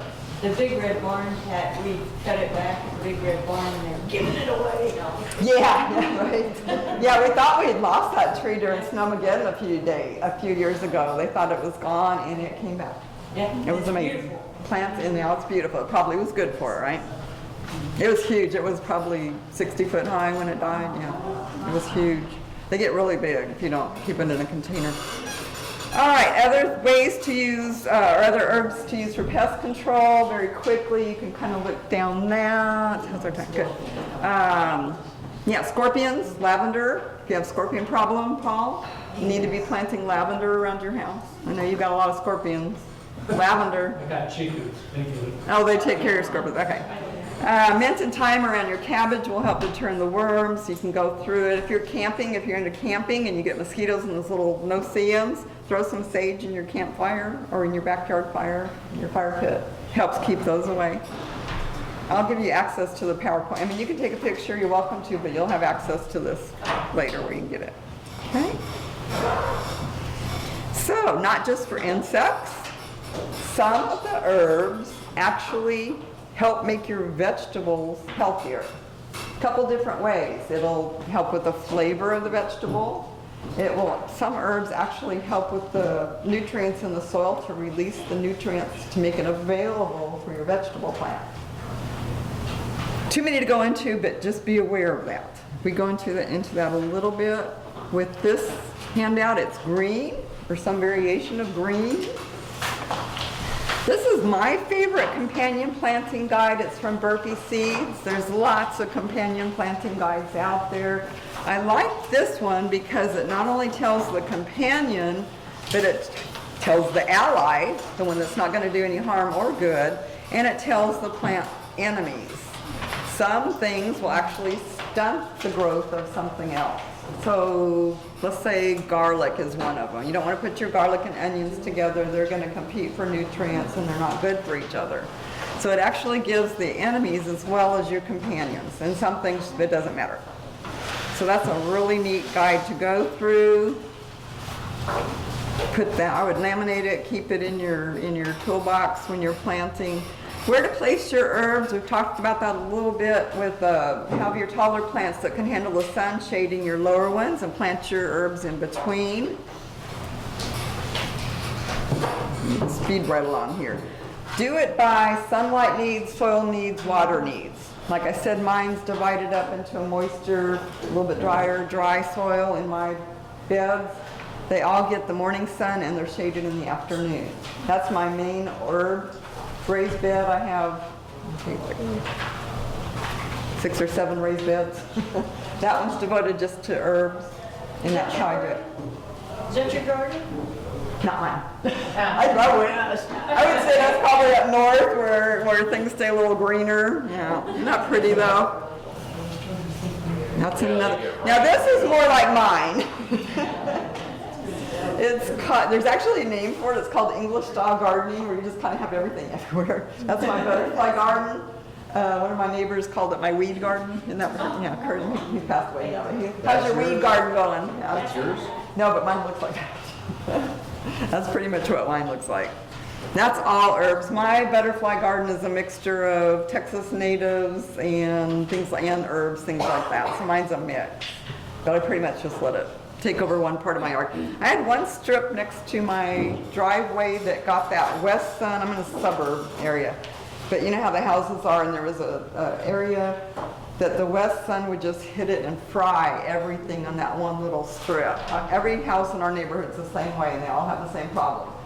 Tried putting grass in there, tried watering the heck out of it. He finally cut me off from the water. He's like, nope, no, not worth it.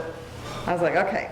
we're gonna put some Texas natives in there. We're gonna put some drier wanting things in there, some Texas superstars, some herbs. It's all overgrown now, just totally growing. A couple other neighbors got the idea and they're doing the same thing. So we all have like English style gardens next to our driveway. Gets all that sun and they're just fine. If you're in an apartment, you can grow it under grow lights. This is a really good example. I think that was one of our master gardeners that grew it like that. She just had a little rack thing and she put grow lights in it. That's how she's doing hers.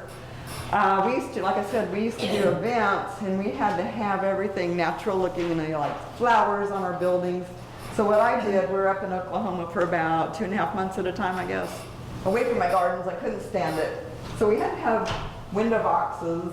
And what I did is, if you can see it, I put herbs in between. So I had like a flower and then some parsley, and then there was some kind of flower, and then basil kind of over, and a flower, and then some rosemary, a flower, and then something else, and a flower, and some sage, and flower, and then some oregano. Kind of hides it. So if you're in an HOA and they want flowers, you kind of hide your herbs in between. They'll never know. They're pretty. They're green, and the HOA still has their flowers. HOAs drive me crazy. Glad I don't live in one. Other ways you can do it, you can build an herb tower. It takes up very little space, and you can put lots of herbs in it. The spiral gardens are really neat. This used to be at the Big Red Barn. I think they just assembled it, but it's called a square foot garden, where you have something different in each square foot and a trellis for trellising stuff. That was actually downtown Terrace. We were downtown walking around, and I looked to her, saw this pallet sitting there straight up. I was like, look, it's got a bunch of herbs in it.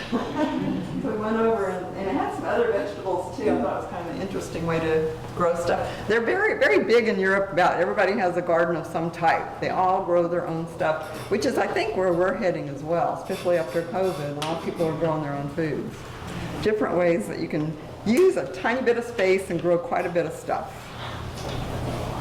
All right, I have grouped these. You can go through these on your own, but they're grouped according to drought tolerance. Ones that like moist soil. Ones that like acidic soil. Once you get your soil samples back, you'll know what kind of soil you'll have, and this will make more sense. Ones that like alkaline soils. By the way, the ones in green are the ones that I'm growing. That's why they're green. Herbs that will tolerate shade or partial shade. There are some plants that like shade, especially this Texas sun. You can grow these in shade or partial shade. Just a checklist to do. I moved the spring through late summer up to the top because we are quickly going into spring and summer on some of these hot days. Just some things, a to-do list you can do at the end of summer and in the fall, things you should be doing. And garlic, I forgot to mention during when we were talking about garlic. I actually place my garlic in the fall in the ground. I let it overwinter, and then when it comes up in the spring, I let it do its thing. When it starts to fall, when the leaves turn brown and they fall over, that's when you harvest it. By putting it in the fall, it has all winter to develop and get that bigger bulb. If you put it in the spring, it just doesn't have enough time before it gets too hot. So that's the way I do it, and that's why I put that on the fall to-do list. But you got a ton of garlic in your herb garden right now, don't you? I have, I didn't plant any, but I had some come up volunteer. I have more onions this year. Planted them and it's like, boom. They liked it, yeah. They're like this tall and. Yeah, my onions are doing really well too. Yeah, it was a good year for them. They like it on the dry side, and that's what we've had, the dry side. The years where you get a lot of rain, they don't do so well. But yeah, they really like the season we've had this year. Herb problems, that's your yellow handout. Herbs have very little problems really, but if you do have some problems with it, this will give you a quick checklist to go down. It should be a chart. Okay, there's a gold sheet and a yellow sheet. You're looking for the yellow sheet. It's more of a lighter yellow. Yeah, it's a little chart. So you can go down. Again, you're not going to remember. I can go through it and talk about it, but you're not going to remember. But if you have a problem, you'll go, hey, I got a chart that might help me with this problem, and you can look up what the problem is. All right, use my favorite part. We're going to have to go very quickly. My favorite part in how to use your herbs. They're not just for companion planting, they're not just for eating or medicinal usage. You can make cleaning products out of them. We're gonna go through medicinal very quickly because I know everybody's really interested in that. We've talked about it a little bit. Be sure and talk to your doctor before really getting into the medicinal uses. Herbs are a very powerful medicine. They can interfere with prescription drugs. You need to be aware of that. So if I'm not on any prescriptions at all, knock on wood. I'm not. They don't believe me when I go in the doctor's office. They're like, what? You're about 70 years old. What do you mean you're not on any? Are you a pillowphobe? Oh, I take vitamins. And then they do my blood work and they go, oh, this one doctor, I thought I was in for it. He just insisted I had to be on something. So he did all the blood work, all the tests, and he comes walking in with this paper in a couple of weeks, my follow-up, right? With a big smile on his face, and I was like, oh no, he found something. What did he find?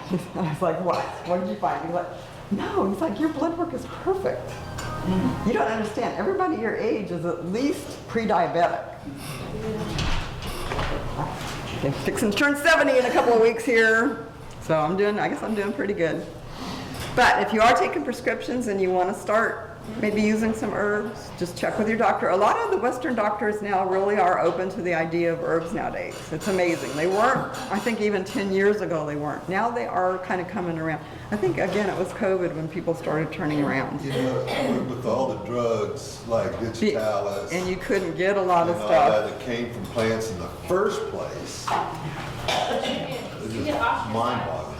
using medicine, like herbs, like when my kids were born, my daughter just turned 19, and I tried to not use a lot of medicine with them. Yeah. People would judge so severely that I'm not taking care of my kids right. Right, right. So now, It's getting, like- I think it's getting out there that, you know, maybe you're right. You know, maybe we need to get away from some of these prescriptions. My kids grew up in Europe and it was like the norm. Totally different. Okay, so. Yeah, totally you go different to the there. States and they're like. I hope we get more back into that. Yeah, good, yeah. You know what I'm talking about then.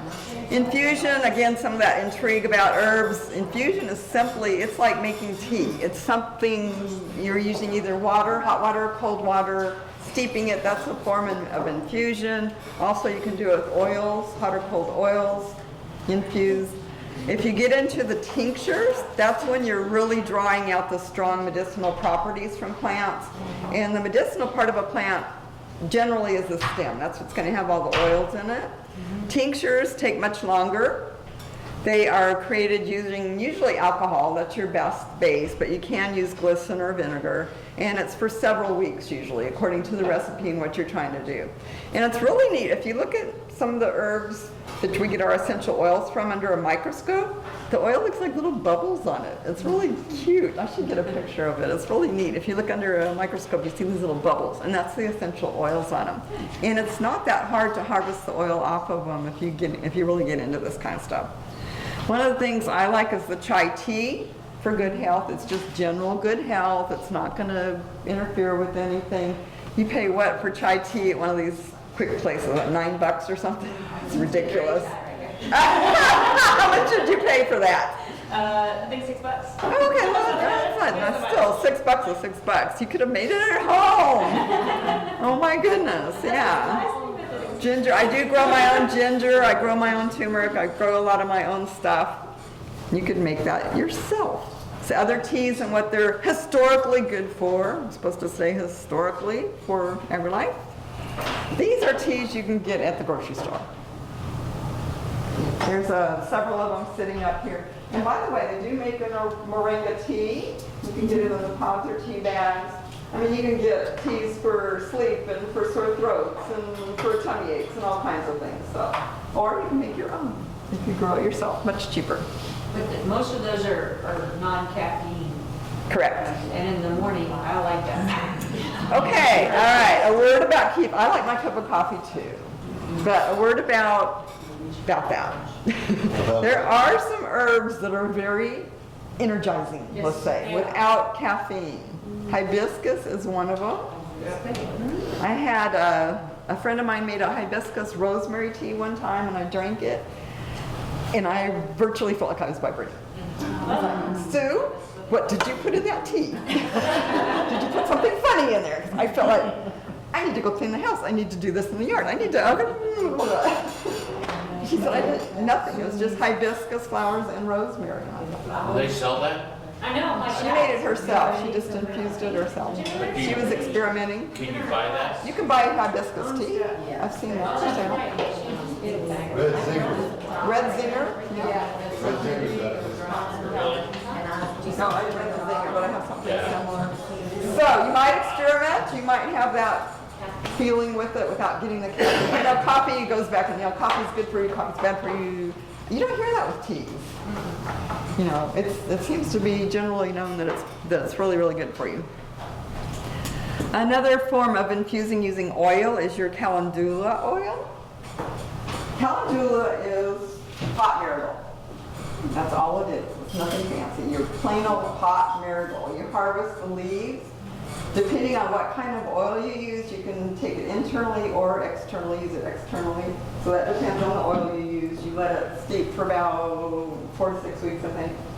And it's good for all kinds of things. I have the recipe. All right, so if you use certain oils for external use, you'd want to use your grapeseed, your jojoba, your sweet almond oil, rosehip seed oil. I would think a moringa oil would work. If you're going to make a salad dressing out of it, because again, jam-packed with vitamins, antioxidants, I'd make it from an avocado or olive oil. So it just depends on how you're going to use it. So you let it steep for about 4 to 6 weeks, drain off the flower parts through a strainer, and you'd use the oil to make your salad dressing or whatever, if you're going to use it for eating. Same if you're going to use it externally. It's good for scrapes, scratches, boo-boos, things like that. It's a really miracle type oil. And it's just pot marigold. You don't want to get the fancy, all these fancy French marigolds with all kinds of weird names. Look for the scientific name, get the pot marigold. That's all you need. They bred the good stuff. You know, just like Siamese cats and pug dogs and stuff, they bred all the good stuff out of them, right? They've done that with some of these flowers. They bred all the good stuff out of them. They look really pretty and they have a nicer flower, but all the good stuff's bred out of them. All right, easy to make. Calendula oil, there's your recipe if you want to do it. There are salves. I don't make them, but I have a lot of friends that do. You can make salves, and you're welcome to try this if you want to walk up and try it on the break. There's some little toothpicks. This salve is wonderful. It will just take a tiny little bit, and you rub it in, and it really softens up and moisturizes your hands. You can make lip balms. You can make all kinds of stuff. Fairly easy to make. Again, I don't do that stuff because I have so many friends that do, that make the homemade soaps. Homemade soap is the only one we use. It doesn't leave the ring around your tub. It washes off. It makes your skin feel really good. I haven't used a commercial soap in probably 20 years. What is the oil you said, I'm sorry? Which, the calendula oil is the pot marigold. Did you need a picture of it? This is how to grow it. It does really well. My plant right now is huge. It's got tons of flowers on it, little yellow flowers. As the flowers come up, I go ahead and pick them off and I just dry them. So I have several drying in my pantry right now, but it's loaded with flowers. I should have brought it in. It's a really pretty plant. Easy to grow. And right now is the perfect weather for it. It doesn't like it much above 80 degrees. When it starts getting really hot, it's probably going to die back. But from, I guess I started it in February till now, it's probably this big and just loaded with bloom. Yeah, less than 85 is what it likes. But it will take a freeze. It'll take it down to 25 degrees. So grow it in the cooler Do seasons. you sell that sale? I don't have any propagated, but I mean, you can get the seeds. It's really easy to propagate by seed in a container, I'd say. At this point, because it's going to start getting too hot. So I would propagate it indoors and keep it in a sunny window. Yeah. All right, salad dressing. So hopefully maybe you'll get a chance to try some of the pestos. Everybody's always saying, I've got all this oregano or all this, what are the other ones that are always taking over? Marjoram, the rosemary. Make pestos out of it. I mean, it's like vitamins in a blender for free, right? So good for you. Your dill, your basils, anything that just takes over, make pesto out of it. The recipes are over there. This is an energy paste. You're talking about energy. You can make this up at home, keep it in your refrigerator, and just have a spoonful of it in the morning, or put it on your oatmeal, your cereals. Easy to make. Astragalus will grow in our area. It's native to China and Mongolia, actually. It grows to about 4 feet high. You just don't use a lot of it, but you could find it at your stores like Whole Food or somewhere like that. What's that other one? That's like, yeah, places like that. You can find it there. Make up your own energy paste. It's amazing. No caffeine. Smoothies, if you like smoothies, put your herbs in your smoothie. Jam-packed with vitamins and antioxidants. Freeze your herbs, and then go quickly because we haven't exercised to do yet. You can dry them. We already talked about drying. I have a question. All these things that you're showing on the screen, they're not in all the handouts, no. But you'll have access to this. How do you do it? I'll give you access to the PowerPoint. Oh, okay. Yeah, you'll have access to it. And you can get all the recipes and stuff from that. Yeah, I go beyond the manual. A little bit. Antimicrobial properties. You can use your herbs for cleaning products, soaps, your beauty products. Go home and look at your beauty products at home and make sure they don't have these ingredients. These are horribly toxic. Anything you put on your skin is going to get absorbed into your body. Skin is a living organ, and it will absorb things that you put on it. If you have any of those ingredients, I've gotten in trouble with my sister a couple times when we used to babysit my nephew, and I would tell him this stuff and show him the ingredients, and he'd go home and throw out all my sister's stuff. She'd be mad. I'd say, hey, it's for your own good. It's amazing what little kids will remember.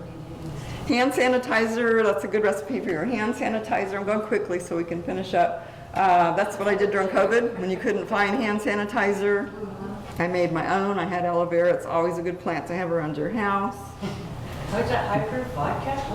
What? What? Which one? That's the only part that's That's the only thing I saw. Oh, you want me to go back? Which one? That one? High-proof vodka. Whatever. I didn't even see that. Not for drinking. It's not for drinking. Yeah, some of the cleaning products though, like this one, you combine a bunch of herbs that have the proper properties and you mix it with vodka. I would never get any house cleaning done. They were like, oh, rosemary infused vodka. Little drinky boo, little cleaning, little drinky boo, little drinky boo, little drinky boo, forget the cleaning. So I usually do it with white vinegar. White vinegar is my go-to cleaning product. Does it matter on the acidity, just preference, the acidity? Higher acidity is going to be the one that you want to use. You can get it at like Home Depot, or I think Walmart carries the higher, like 30%. It's not the one, yeah, it's not the one in the food. Yeah, HEB's got it on the bottom. The higher acidity Bottom one? shelf. Okay. It's on the bottom shelf. Okay, there you go. Okay. Yeah, the acidity matters when you're making pickles or using it for a cleaning product. So you need to be aware of that. Or vodka's on aisle 6. I'm not going to waste my vodka on a cleaning product. Sorry. I have better uses for my vodka. Some of your citrus is also good for cleaning products. Aromatherapy is the last thing in the definition of herbs. And here's some of the things that our herbs have been used for. And smudge sticks. Anybody heard of smudge sticks? Yes. Okay. In medieval movies, you see them walking around, they're clean. Lo and behold, nowadays they found that it really did kill germs. Now back in the 1500s during the plague, they didn't know that's what they do. And they thought they were getting rid of evil spirits. And I have another whole story that I don't have time about that and getting rid of spirits, but it really did kill germs. I think they found it killed like 95.6% of germs, and the sprays that you buy are 99.9. When you couldn't get the sprays, I took the 95. I made my own, and that's what these are. You can come up and look at them. You can make it out of, the best ones are probably sage, but you can use lavender, you can use different herbs. They're still gonna help do the trick. All right, we're finally to the dream pillows. Did everybody get a pillow? Everybody get one? What we're gonna do is we're gonna open it up and help pass these out. Everybody's gonna get a baggie of this. Dream pillows. Okay, while you're waiting to get your lavender, you always want to use lavender for a dream pillow. I've got 2 minutes. Take a break. Okay, after. You're gonna open up your opening. You're gonna open up your lavender. It's best if you kind of close up the opening of your baggie, stick it inside your pillow, and then release it. That's the best way to get it in there. All that's in the baggie. Yeah, pour the whole baggie in there. All right. It's about half a cup. Yeah. Empty the baggie? Perfect. Yeah. Stick the opening of the baggie inside the opening of the pillow and dump the whole baggie.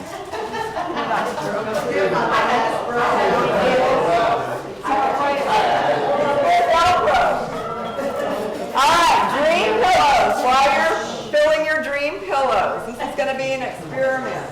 We actually did this in my advanced herb training up in Dallas that I went to. It was kind of fun. What you do is you're going to slip it in your pillowcase tonight, in your pillow. The warmth of your head on the pillowcase gets into here. It warms up the lavender. It's meant to get rid of night terrors, nightmares. They used to use these in hospitals in times of war because the soldiers would have these night terrors and they would use these in the sick rooms and it would help them sleep. For me, I don't really have nightmares unless I watch a whole marathon of Walking Dead or something. But it did for me in a hotel room where you don't sleep very well anyway, right? I put it in my pillowcase. I had the most vivid, full-length, living color dreams you've ever heard of. I think I was on a sailing ship on the end of an island of the or something. It was like a full-length movie. I don't want to hear your dream, but I just like maybe next week to see how it did for you. But it does help, and they did use it during several wars. I think they used it up until World War I. It's lavender, right? This is lavender, which is calm. It's just lavender. Don't use a potpourri for this. If you ever empty it and wash it and need to refill it, use just lavender blooms. Potpourris will give you nightmares. It'll do just the opposite. The mix of herbs they put in potpourri, so don't use that. Just lavender. Okay? All right. That is it for me. You are welcome. The resources are on here.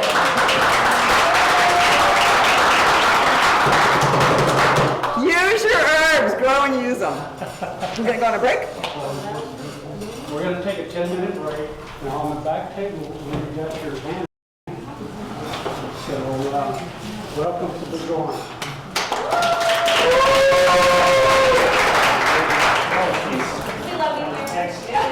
Here's all Thursday, okay. We're going to talk about garden production planning. I'm still me. So I know you've had a lot of classes on what to grow what you like, what kind of varieties. We have a lot of classes on how to grow, when to grow, why to grow. This is on how much. Okay, we're going to go, actually, I made a comment. Yep, there we go. So planting your food crops. How much do I plant? How do I turn my recipes into garden plots? And then the two parts that go on the back of that is how do I get all that stuff in my garden? And then how do I make sure I get the correct yields that I'm expecting at a garden? So pretty much. Okay. I'm sure everyone has told you this is an educational organization. The vegetable classes, you could talk to anyone. This is people who are going to be interested in this, hobby gardeners, sustenance gardeners. That's what I consider myself as sustenance. I try and grow as much food as we eat. If I can grow in the garden, I know my tomatoes got the iron it's supposed to have, it's got the minerals it's supposed to have. Homesteaders, the whole farm-to-table thing that's going on, restaurants, people who solely, supplement their income at farmers markets and stuff like that, so they're going to want to have production value out of that. And then I put in the survivalists and preppers and the doomsdayers that have all their stuff set up. Okay, so planting your food crops.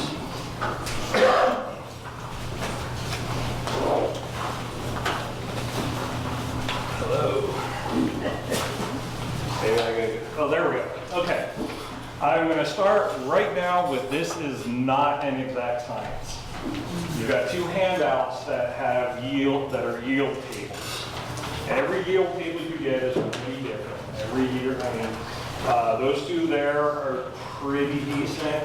I use a totally different one that was really hard to print out, and it's kind of for a really large scale.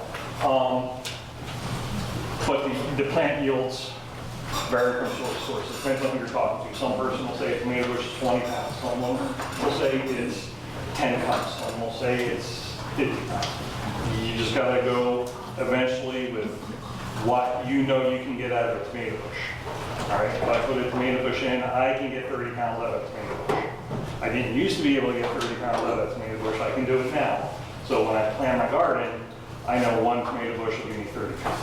The other thing you're gonna find with that is some of them are in pounds and some of them are in cups. The ones that are in cups are gonna be a lot more wishy-washy because that whole conversion, how many pounds of tomatoes makes how many cups and everything. And any trained chefs in here or culinary people, trained chefs cooking weight, not cups, right? Yeah. Cups? I hate cups. Yeah. I hate it when a recipe asks you cups in the first item, the second cups is grams, and the first one is maybe liquid ounces, and just like I was going to be a chef, and I went through the Culinary Institute of America, and then realized that if you're working restaurant business, you're guaranteed to work every weekend and holidays. I was like, so I joined the Navy and then worked every weekend and holidays. So, your growing abilities will affect your year. Like I said, when I started out, I was not getting 30 pounds per tomato. I was getting 5 or 6 tomatoes. I mean, they were nice tomatoes, but 5 or 6. So as you progress on getting your food quantities, that'll help. And then stuff you can't really deal with, weather, location, plant varieties. Some tomato plants are more prolific than others. Hybrids are more prolific. Heirlooms, kind of got to coax them in. You get a nice heirloom tomato, but you might only get 4 of those. Where you grow a best boy and you're going to get 2 dozen. Yeah. Question? Oh no, oh, sorry. Secondly, this is going to be based on your personal eating habits. I know I'm almost 50, I'm going to be 50 in November, also on no medicine, but we're not strict vegetarians. Wednesday is steak night at the steakhouse. Moderation. You know. How many people are you feeding? What's your serving size? And then servings per week. You're going to see how all this kind of fits together. So, like I said, it's not an exact science. It's going to be a trial and error. It's going to take you a couple seasons to kind of coax this into what you want to do. One of the things I used from the get-go is Melissa K. Morris's The Family Garden Plan. I do not use her growing methods because I haven't really tested them, but she has good breakdowns on the stuff you're going to do, and she has tables and charts you can photocopy out and stuff. She breaks it down. That's what I started with on trying to figure out how much I wanted to grow. It's a pretty decent book, Amazon, or the thing that rhymes with Amazon, however we're supposed to say it. Okay, here we go. This, I'm going to repeat it, it's not an exact science, but you'll get an idea. So, individual plants, you'll see on there, on your handouts, like the back last couple columns, with like how many plants per person, how many stuff. That's one way to do it. Another way, for instance, green beans. All right, our serving size, my serving size, is 2 cups, one for me, one for my wife. We want to do that twice a week. So 52 weeks, I need 208 cups of green beans. Oh, I wasn't going to let you get out of here without math formula. Serving size times servings per week divided by, or times 52. Oh, that didn't print out nice. And that's supposed to be divided then by what your plant will give you. All right? So green beans, 2 cups twice a week, 200 cups a year.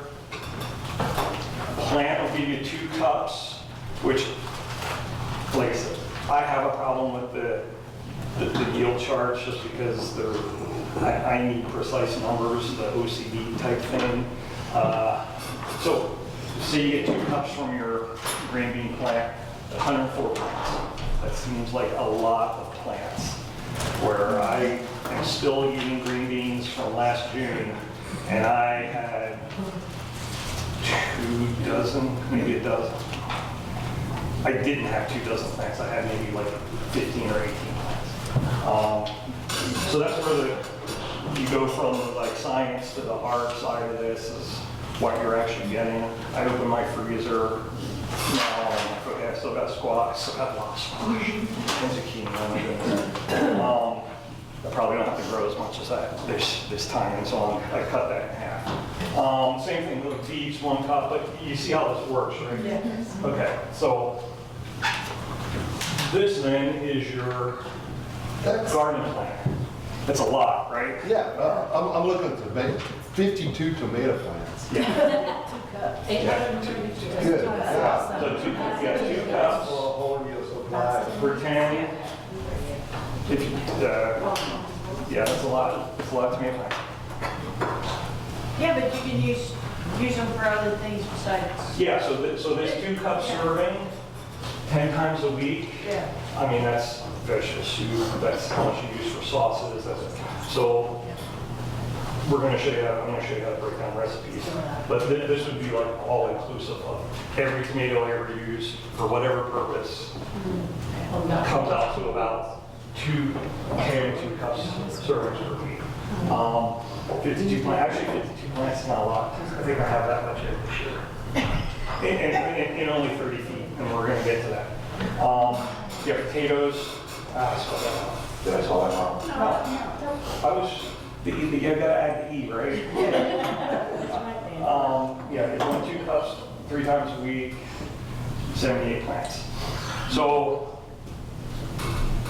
those numbers look really good, but remember your audience, you're talking to market farmers and restaurant owners and sustainment gardeners, so they might have a larger area to plant in. I'll show you how to get over that too.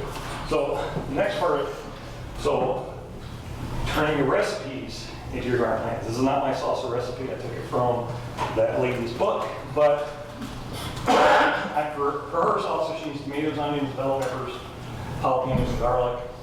To me, I forget, she wanted like half a cup once a week or something like that. So 26 pints, 40 cups of tomatoes, 20 cups. Can we go back on this? See the difference? This guy's chart said a tomato will give you 20 cups, and then this lady's chart says tomato will give you 8 cups. Saying it's not an exact science is a gross misunderstanding of this statement, because the difference of 16 it's not even science, it's a scientific wild egg guess, I guess. Like I said, you'll develop and know how much you can eke out of a plant. But this is what she needs to grow. So 3 to 5 tomato plants, that is what she needs to grow on top of all the other stuff just to make this recipe. Now this is my recipe, and I've actually done it, I did this last year, so it works. For vegetable soup, my wife and I, we eat 4 to 6 quarts of vegetable soup a month. It is, we jar it, and it is the don't feel like cooking thing. We also share cooking, or we assign cooking days. And I voted this in the family and lost, but I have, on her cooking day, she'll grab a thing of tomato soup and heat it up, put some nice bread with it. I'm like, honey, I grew the vegetables, I picked the vegetables, I processed and froze the vegetables, I took them out, I made the soup, I canned it. You're heating it up and that's your cook night? She's like, absolutely. Sounds great. Yep. Yeah. But to get that, we got to make about 8 batches. Now, you see when you start moving into pounds, look how more reasonable this is. Yeah. Except for the carrots, because the carrot's carrot, and the onions, and the turn, like the single things. If you need, where's the turnip? If you need 8 pounds turnips, these turnips about half a pound, you need 16 turnips, you can't get away from that. But like I said, as you go with the pounds, your numbers get a lot more reasonable. So instead of, like tomatoes, I mean 8 pounds of tomatoes, I can easily do that in one tomato plant and have more left over. As compared to the lady who says, oh, you get 8 cups of tomatoes from a tomato plant. So there's a lot of variants. The handouts I gave you are probably the best ones I found. Hers isn't on there, by the way. These are 2 other. They're the most reasonable. So you can use them to kind of estimate where you're going. You're not going to be left out in the cold.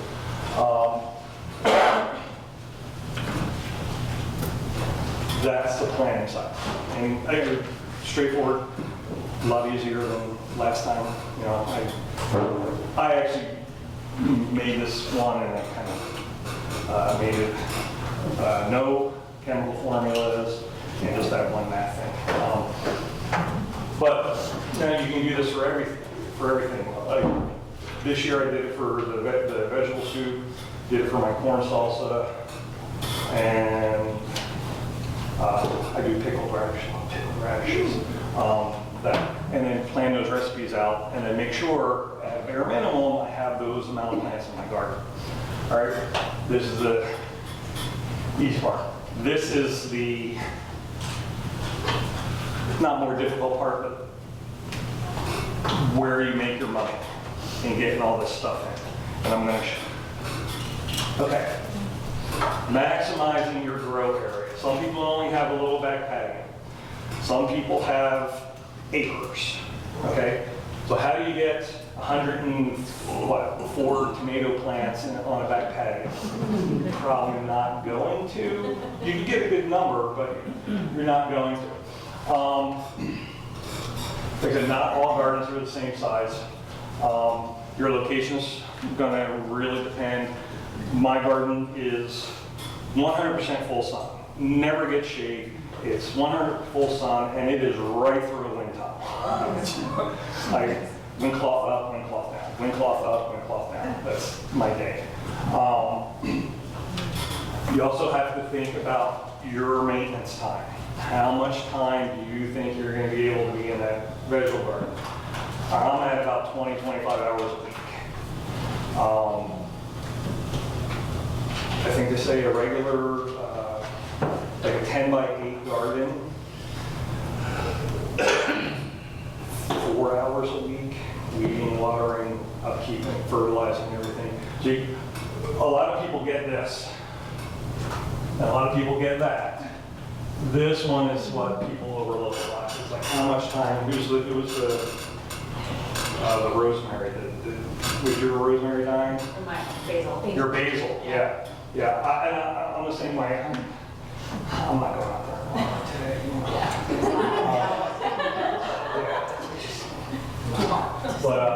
But that's going to affect your deal too, because when we get back here, you're going to see the different growing methods to get these yields that you want.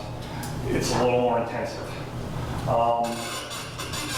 Methods to eke out every vegetable, fruit, herb as possible. Companion planting, I'm not going to talk about it a lot because you can, a lot of the other classes have covered it and you get the handouts and that. And plus there's 2 types of companion. There's, companion planting where you like just grow stuff together, and then there's the companion planting where you like mix stuff together, like you grow stuff in your corn bed that grows up before the corn grows up. Okay, I don't do that one, it's harder. But I will in my rows, like peas along the trellis on the side and then turnips in front of it, or beets in front of it. Rows of carrots with radishes in between the rows. The radishes will come up, 35 days. By the time they're up and out, the carrots will have the room they need to continue. That's about all I do. In companion intensive planting, that one's big. Vertical planting, planting. And then what I consider, and this is what I'm moving to, is kind of like the graduate course, kind of the Midlighter method. I'll show it to you. It's kind of a combination of everything. Another book. Like I said, I don't use their growing methods, but this is a picture. This is their quarter-acre homestead, and they have packed every single square foot of that, and it's thought out.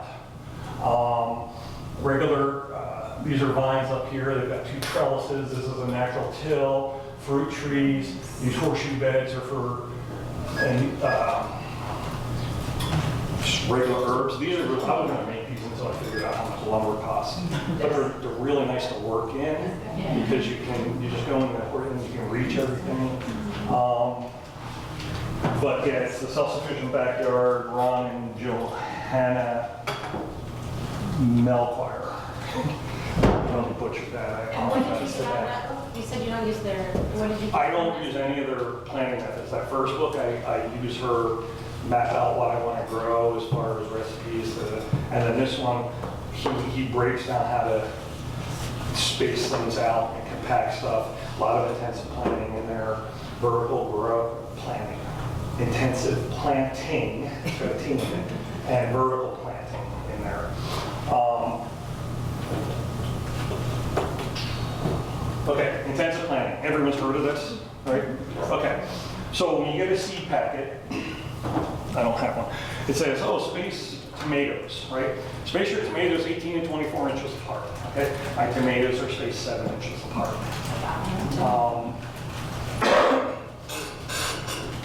Intensive planting is pretty much just throwing all those spacing things away. Now it's not just, hilly-nilly or whatever. You do have to make sure plant competition. The most important one that you can't control is light, right? If you're going to do intensive planting, you're going to have to add more water because you have 3 times as many plants in there. You're going to have to add more fertilizer because you have 3 times as many plants. You can't add another sun. So you have to make sure that if you scrunch them together and get them as tight as you can possibly get them, they still have to be able to get light.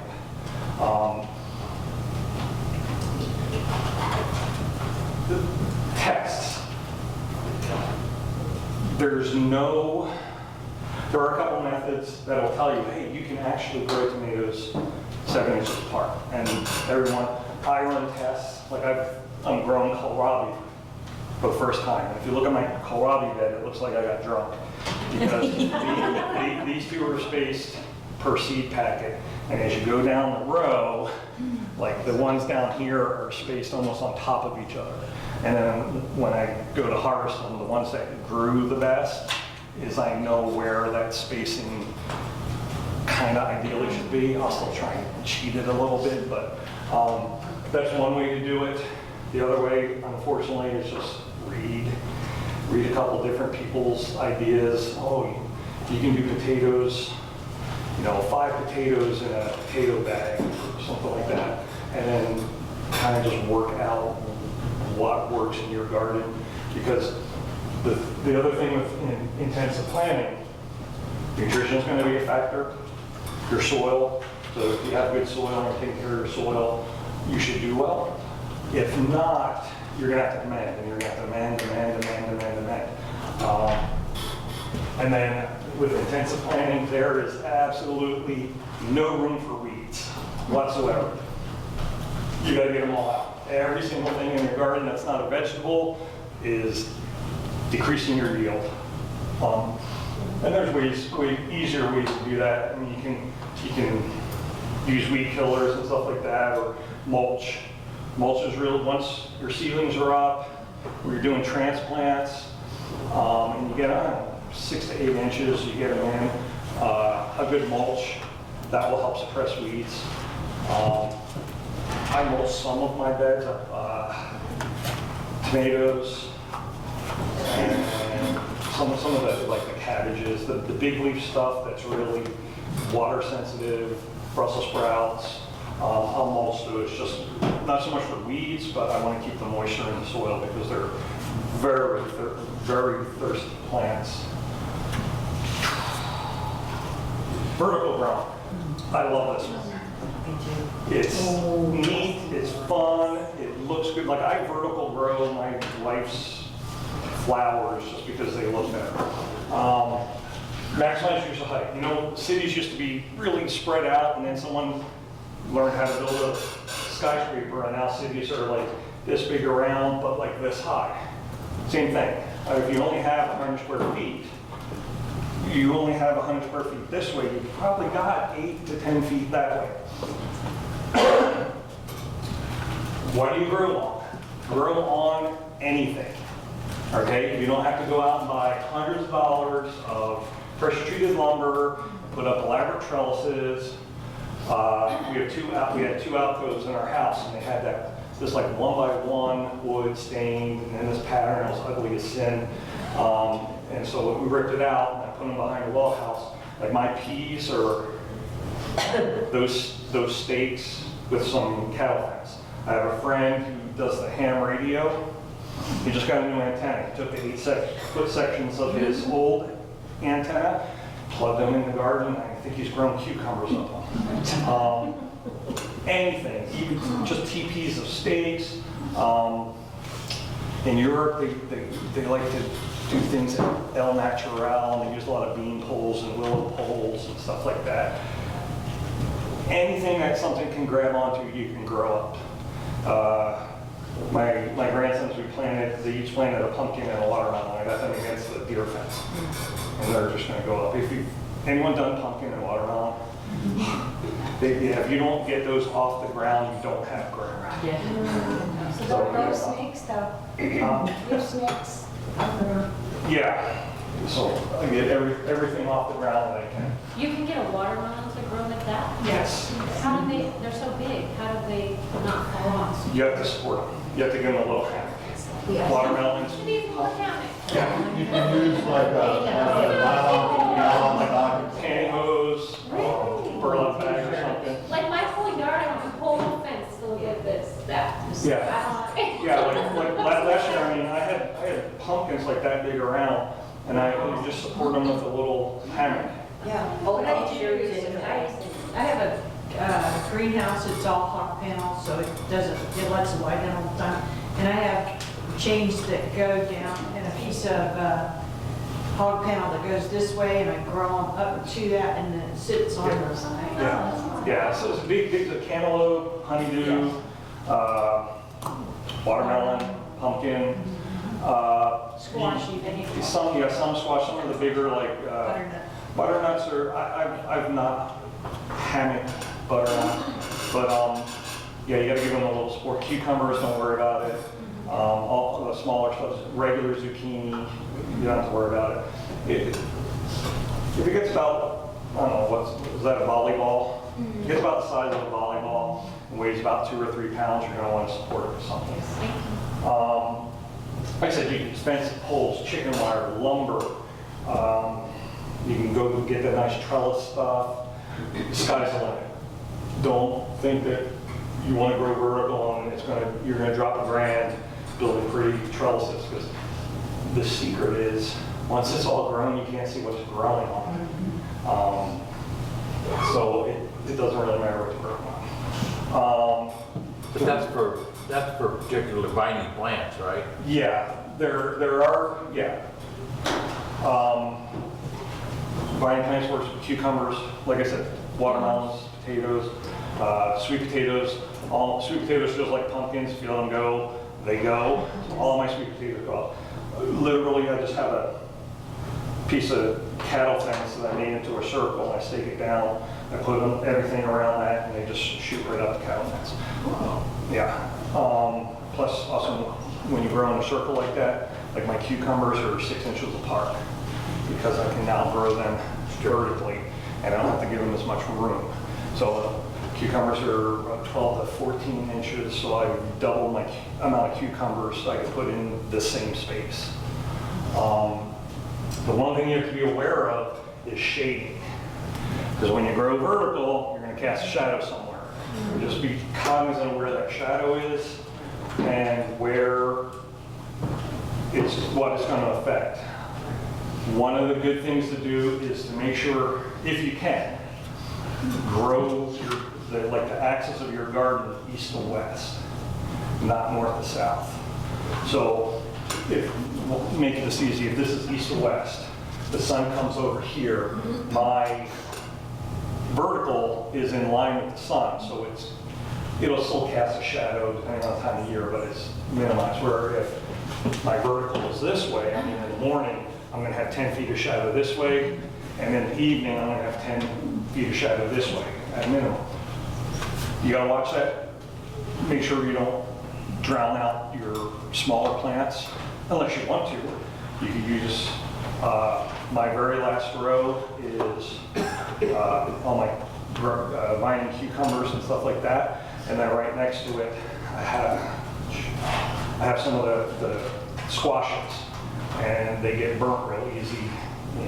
So by the time this grows up, it's actually going to give it afternoon shade. So now I don't have to put shade cloth on.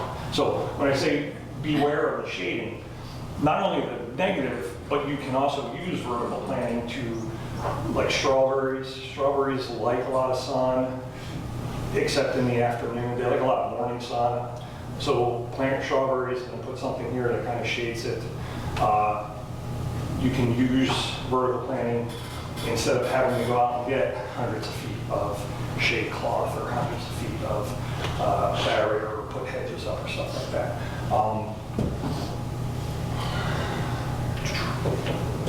Okay, now we're going to get into, any questions on vertical or intensive? Yes? Well, it's kind of not, but kind of. Because I'm working on redoing a section of my beds, and I was going to go on a north-south axis, because I've got another whole section that's all east-west.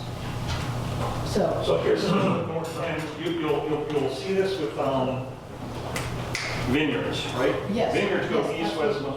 If you go north-south, with pretty much anything, right? This side gets sun in the morning, and then this side gets sun in the afternoon. Where if you go east-west, the whole thing kind of, east-west will give you more sun, if that's what you're after. Going perpendicular to the travel of the sun will give you shade sides if you need that. It depends on what you want to put there. If it's a very high intense, loves the sun, is walking out, got cocoa butter and all that stuff, go east-west. If it's partial shade kind of plant or something, you might want to go,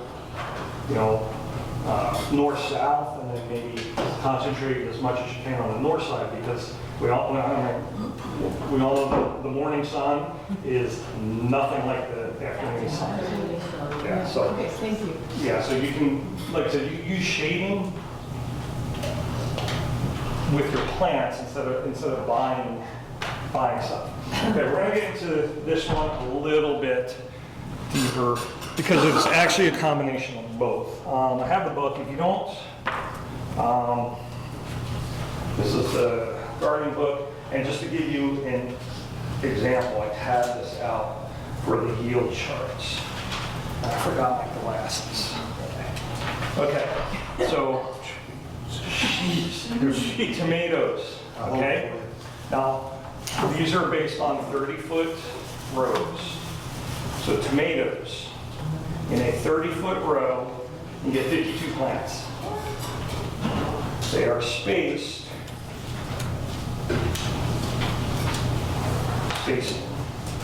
9 inches apart. And you should expect to get 615 pounds of tomatoes. There's a lot that goes into this to get that, but that's, it's on the, well, it's not on the bottom. It's the, yeah, the Mittleider gardening course. This was given to me. I think you might be able to get it on Amazon. The man who started it, Dr. Mittleider, he's got a whole, he's passed, but he's got a whole organization, and they specifically go to underdeveloped countries and then build this method out. You're gonna see why. But I'm gonna go with the downside of this method first. It requires extensive structure. All right, this is where you're gonna go out and you're gonna spend a couple $100 on pressure treated lumber, and you gotta make all your cuts and all your tees and put your braces in. And this is why gardening's not fun for me right now. Because I'm putting these up. But, and I like to do it, but once you get them in, they're in for a while. And the benefit versus, the downside versus benefit, it's actually pretty good. Like I said, it's very costly to start.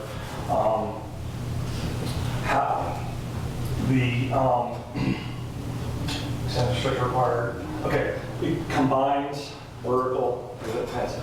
So I said my tomato plants, well, it depends on which one. My Romas are 7 inches apart.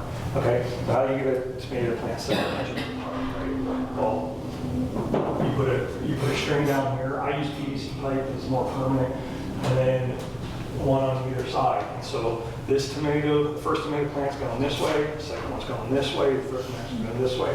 You know, a nice V. So actually, the tomato plants are 14 inches apart.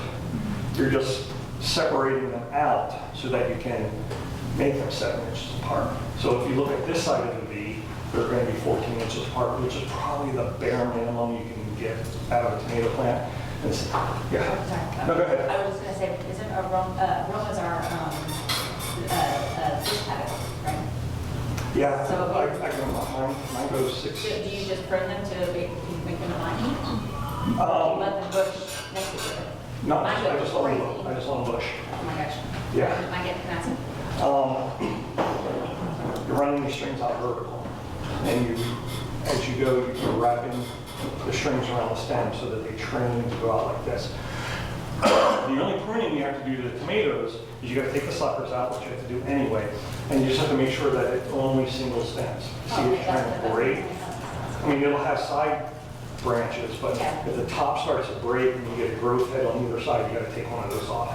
You just want one single stem going out. That's really the only pruning for the tomatoes. Like cucumbers is a little more intensive, right? If you want to, I'm growing my cucumbers up cattle fence. For the cucumbers, you're going to grow them up, you're going to prune them. You're going to have the main stem, you wait until you see a female bud, and then you prune them a leaf past that. And so like, my cucumber is probably like that wide. And they'll go up 8 inches, but there's a little more pruning. Peppers are the same way. I think 30 feet, it's 123 pepper plants. And you're doing this V on all maybe? No, that's just an intent, like the bush beans, that was the one that, green beans in the bush type, like Blue Lake, 3 inches apart. There are methods to prune, which we get taught for until this class will go on the pruning thing. You need to look it up. But there are methods. Bell peppers, there's pruning methods for production. Like I said, the beans, I mean, 3 inches apart is that for bush bean. No, it's actually that. There's a pruning method you can do. You can make them sideways, long ways, take stuff out. That's going to be a big part of this.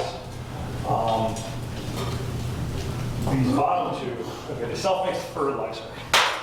I know we went really deep into fertilizer last time. I am not going to do that to you again, other than I brought some.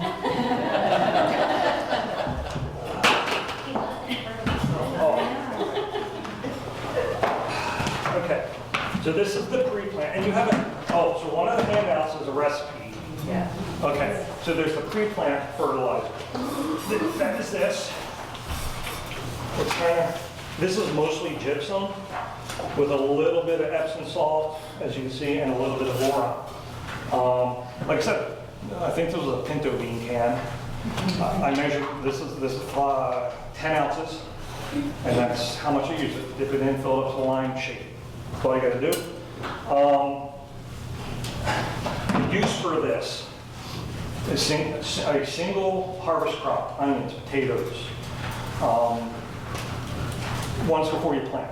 When you get your beds ready, 10 ounces, per 10 feet of row. I think I wrote that on there, I'm not sure. Okay. If it's a crop that is going to continuously produce tomatoes, beans, peas, once when you first plant, and then every 6 to 8 weeks afterwards. 10 ounces per 10 feet of row. The other one, and this one is a little messy because it melts. Yeah. Oh, it's like an M&M. Yeah. This is that big long list one right there. That was fun, has all the different, remember the whiteboard? Yeah, this is that. And that is weekly, again, canned, that's 5 ounces. I just did it yesterday, only scoop, just side dress that. I don't worry about getting it around plants where I just run it down the side of the road. That is weekly, but everything. So, and then if you don't, I put the cheat formula on there too. Instead of doing the big long list, if you get a good 16-16-16 fertilizer, I think you add Epsom salt to it, and then you can buy the nutrient packets and you just mix them according to how they tell you to do it. But that doesn't, and like I mentioned, the big, well, I got fertilizer coming up against. But the mid-lighter method, their test, their proof of concept bed, before they started going overseas, they pulled 3,095 pounds of produce, 24 different types, at an area less than 1/20th of an acre. Oh my God. If an acre it's 43,560, and a 20th is 2,178. So basically, I think their bed was 50 feet by 40 feet. So that's 2,000 square feet. 3,000 pounds of food out of it. So, proof of concept. So that's what sold me. And so, to the chagrin and despair of my life, that's what I'm shooting for. So if a nation has struggled with drought, Sorry? if certain countries struggle with drought, this would be challenging. This is going to require a lot more watering. Depending on the crop scale. Yeah, if you're going to grow tomatoes in like Africa. Sudan, you're going to have to put a well. I mean, they're going to have to do, they go in with it. There's actually a really good organization. They go in with other companies, hydroelectric companies and well companies, so they'll outfit an entire village to put a well in, put some kind of electric generation, solar panel, or wind in, and then teach them how to do this.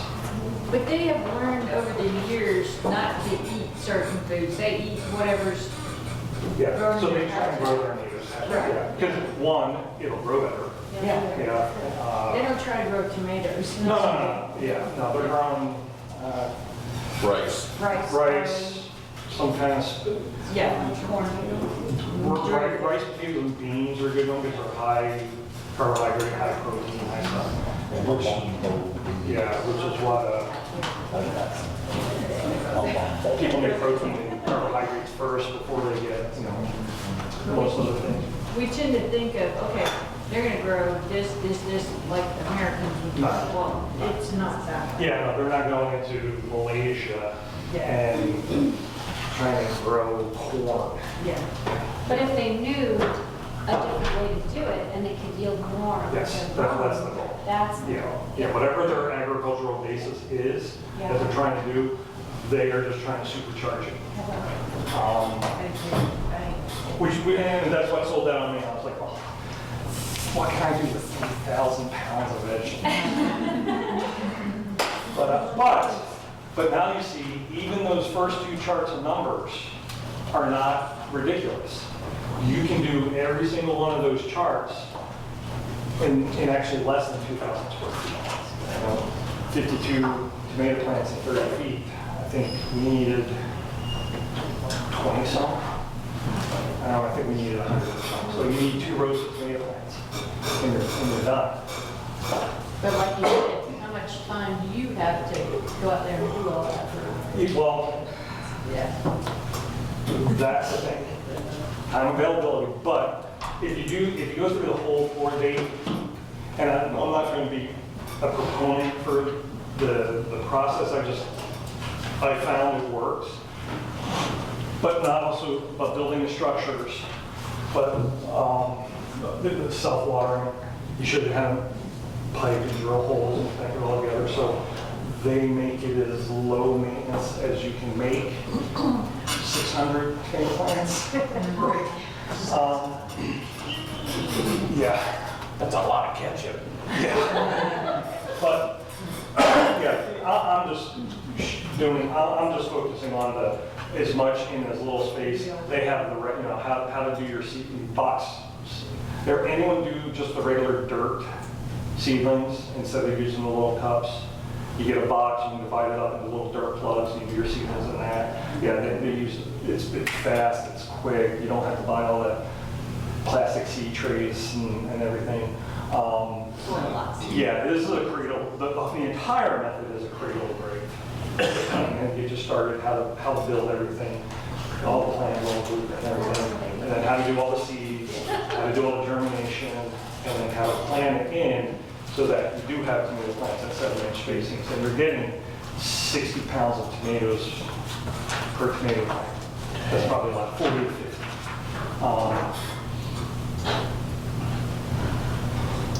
Yeah. I can go back.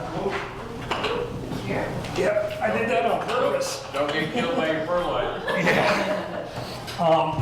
Yeah, I mean, we could go on, but the three methods, intensive planting you can do now, right? Who's got plants in the ground already? I forgot to ask that. Good, yeah. March 4th was our date. Still putting stuff, cucumbers, squashes, tomatoes. They should all be going in around this week, around the 27th of March. The intensive planting you can try right now. You can just start. I mean, I wouldn't do all of your plants. Do some that you know are going to grow well. But like I said, cheat a little bit on the back end of your row. Put them maybe put them half as close or 3/4 as closer. Cheat a little, and then find out where you can space them so that you can keep them healthy and productive in the area you have, the location you have, and the time you have. If you can put your tomato plants maybe 12 inches apart and still be able to get a decent sized yield out of them, go for it. The other thing that goes along with this is seeding, right? Carrots, radishes, beets, turnips, rutabaga, all those little tiny seeds, right? Use the whole packet. Everyone knows that, right? Just use the whole packet, sprinkle it down, let them come up, and then kill them, right? Thin them out, right? And, you're ensuring, with those kind of little seeds, when you're ensuring, you're going to, rutabaга's got to be like 3 inches apart at the end.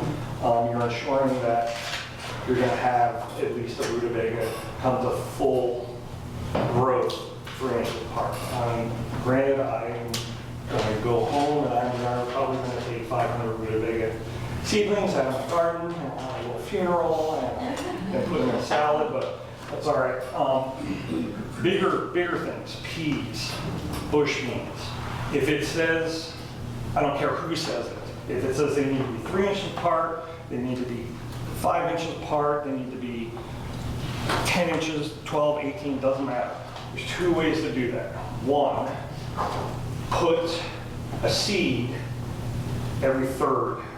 So if it says your final plant wants to be 12 inches apart, put a seed every 4 inches. And then you're going to pull 2 out. And that will,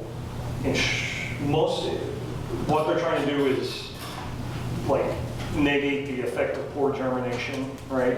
If you just put a seed every 12 inches and 2 of them didn't germinate, you're going to have a big gap. So overseed, slaughter, and then you'll have your plants. The other way to do that is if it says 12 inches, as you're seeding 12 inches, put 3 seeds in each one. So 2 or 3. I use the whole bag. So if I'll start out putting 2, And if I have more, I will go back and add another one. And then, so now you have 3 times the chance that at every 12 inches, you're gonna get a plant, and then you just pull the other 2. Most of the little seedlings, you can eat. Peas, all the root vegetables for most of them. I don't know, potatoes, probably junk, Forgive but. my ignorant questions. I'm new to all of this, but couldn't you take those extra ones and plant them and grow them and give them away or sell them or something? You say they're gonna Absolutely. die. but- Not at the risk of your vegetables. What'd you say? I said, absolutely, you Okay. could. But that's just more time. That's a lot of time. I thought you were asking, instead of double planting, just plant them somewhere else. No. You're saying If like you- you've yeah, got if 4, you- you take 3 out. You could Yeah. take those, put them in some. Oh, yeah, absolutely. Give them away or something. Yeah, But it's a lot. you guys have all like pricked out seedlings, right? You grab make sure you grab them by the leaves, kind of tease the roots out. Yeah, you can throw that in a 4-inch pot, give some water for a week, let it root out, and then pass them out. It's a lot of work. Yeah. Another way to kind of like do the intensive garden, okay, mine's in beds and not in rows, but on seed packets, it says like plant in a row, and then thin them out to 4 inches apart or 3 inches apart, depends on what it is. If you go to that final number, especially if you're in bed and like bush beans, I do mine at 4 inches. I haven't tried 3, I'll try that. But you can put a bean every 4 inches each way, or a carrot every 2 inches each way, and have a whole truckload of carrots in a space like this. Yeah, 'cause That's one way to do it. so as you can see, and this is kind of, this is a personal pet peeve with me too, because in my wife's flower beds, I don't like to see the dirt either. But you notice like there is no ground visible. Right? That's what you want to shoot for, right? And you kind of know how big your plant's going to be, right? A cabbage, right? Cabbage, you know, the head's like this, but it's got the outer leaves like that. They can touch, you know, they're dance partners, okay? They don't have to, I don't have to have 6 inches between the leaves here and the leaves here. They can all touch, as long as the top head is getting sunshine and light, and like with tomatoes. As long as the fruiting body gets light, like once you flower and you start getting fruiting tomatoes, right? You prune back some of the outer leaves so that the sun can get in to the center or wherever your tomatoes are.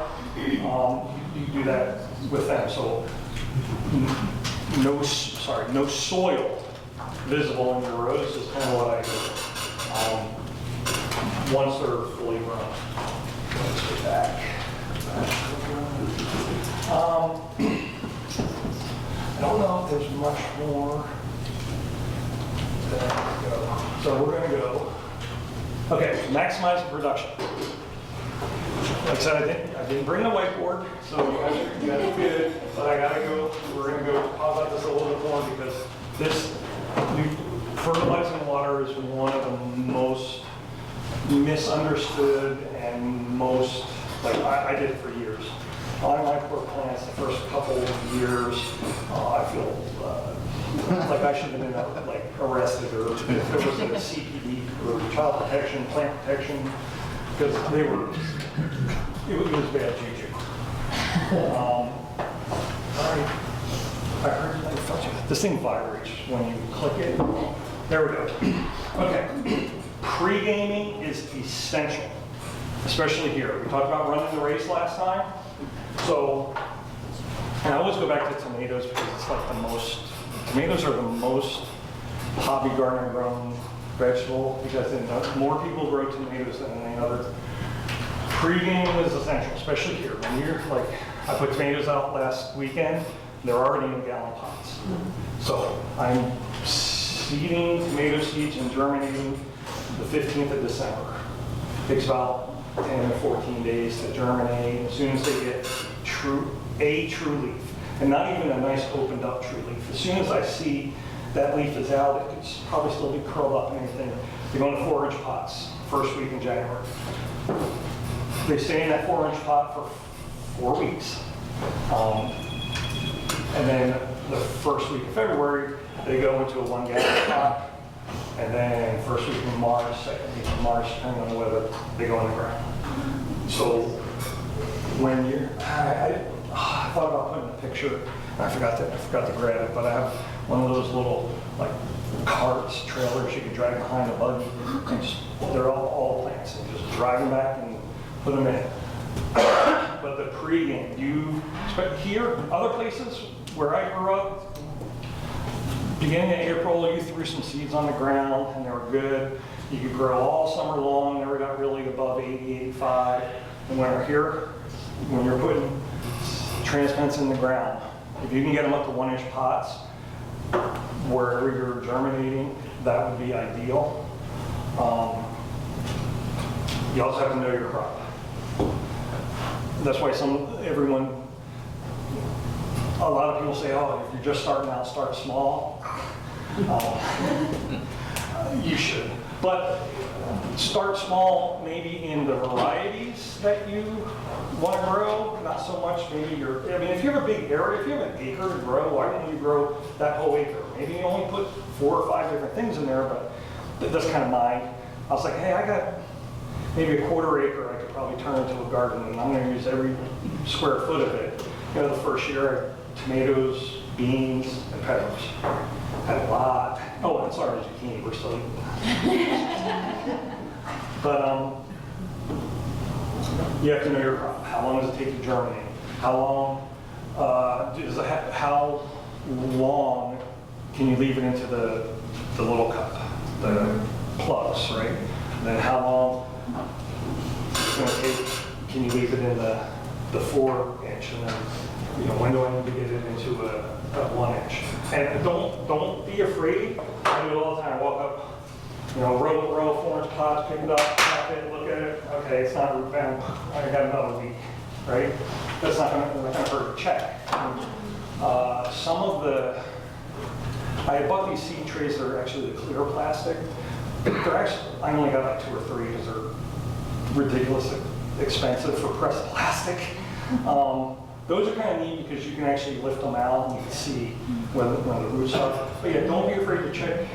You don't have to do every one, but it's not going to hurt it to pop it out of the pot real fast, look at the roots, and then put it back in and just go about your business. And then you can kind of time, if you pop it out and there's a big clump of roots on the bottom, it's like, oh, these need to go into a bigger pot.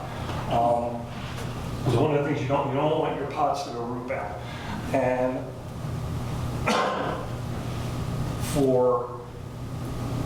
there's a misconception of root bound. Just because you have, like if a root hits the end of hits the pot, it's going to go with this or that way. I like mine in my 4-inch was probably a little too long, maybe about 5 weeks, maybe 6 weeks. And you pull them out and you can see clumps of root, a big mass of root at the bottom. That's not root bound. Root bound, you will see, it will look like a wicker basket and it just spirals around. Once it starts that spiral, it's really hard to get it to not do that spiral, which means when you put it in the ground, it's just going to spiral in that one little area and not go out. You can try and tease them a little bit, but a lot of the plants don't like their roots to be touched. I don't like people touching my roots. Yeah, another part. Yeah. So you gotta watch that. But yeah, know your plant. Then how long is it going to take to mature? This goes back to that Excel spreadsheet. When do I get it in the ground to make sure I can get as much as I can out of that plant before summer kills it?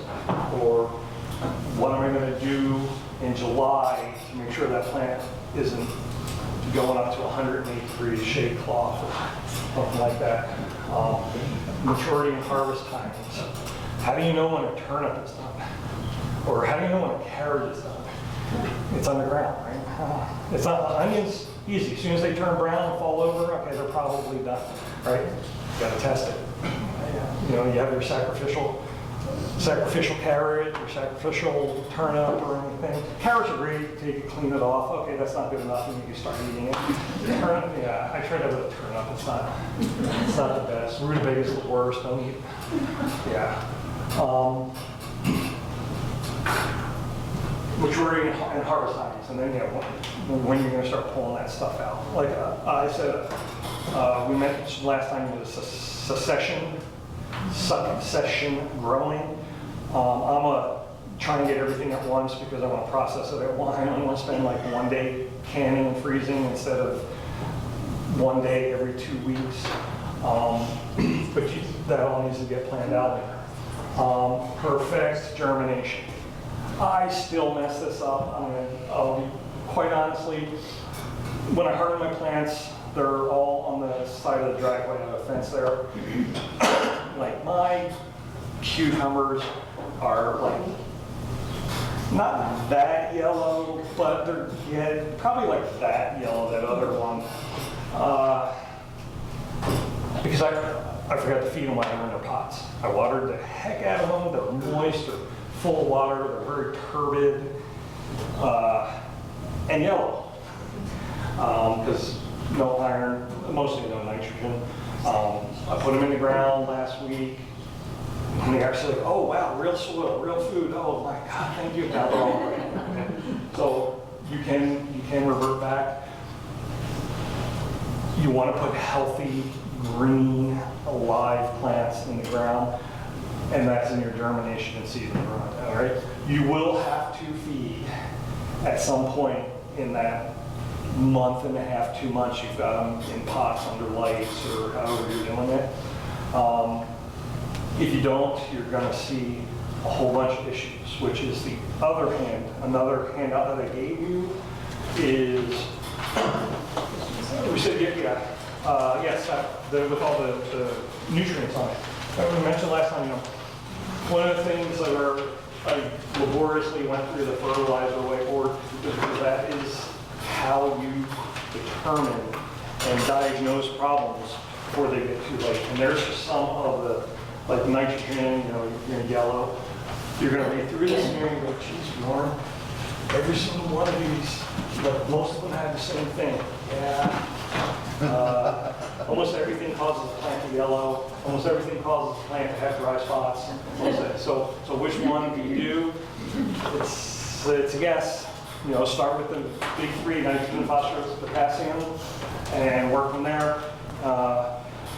Yellow leaves with green veins, iron. Because the other thing I put on there, I typed that up last night, so if it's got spelling mistakes, I apologize. But it's also got the correction on there. If you get yellow leaves with green veins, I think you gotta add iron, like a 1/3 ounce iron, and it's all based on a 10-foot row. If you have boxes, I have boxes. Each one of those is a row. So I have white onions, yellow onions, red onions, and shallots. I own 4x4 boxes. So each one of those is a row, and they all add up to, anyone? 10 feet. Same amount of fertilizer. I just go I take my 5 ounces, I go 1, 2, 3. And then my wife comes behind me and waters. But yeah, getting that germination, getting that good feeding, and that jump start, and that seeding. I already did this. The seeding, you're going to have to feed them at some point in their pots. Maybe not as much as weekly, but at some point you're going to have to feed them. Then the continual maintenance and care. Got them in the ground. So when plants go in the ground, plants are lazy and stupid. And I'm sorry to use that word, but they are. They're lazy because they can only do one thing at a time. And they're stupid because, if you think about it, the nutrient plants need most to grow is nitrogen. The entire top of that plant is sitting in an atmosphere that is 76% nitrogen. They get carbon dioxide from the atmosphere, but I still have to shove nitrogen in the ground so that they can get it through their roots. Millions of years of evolution, folks.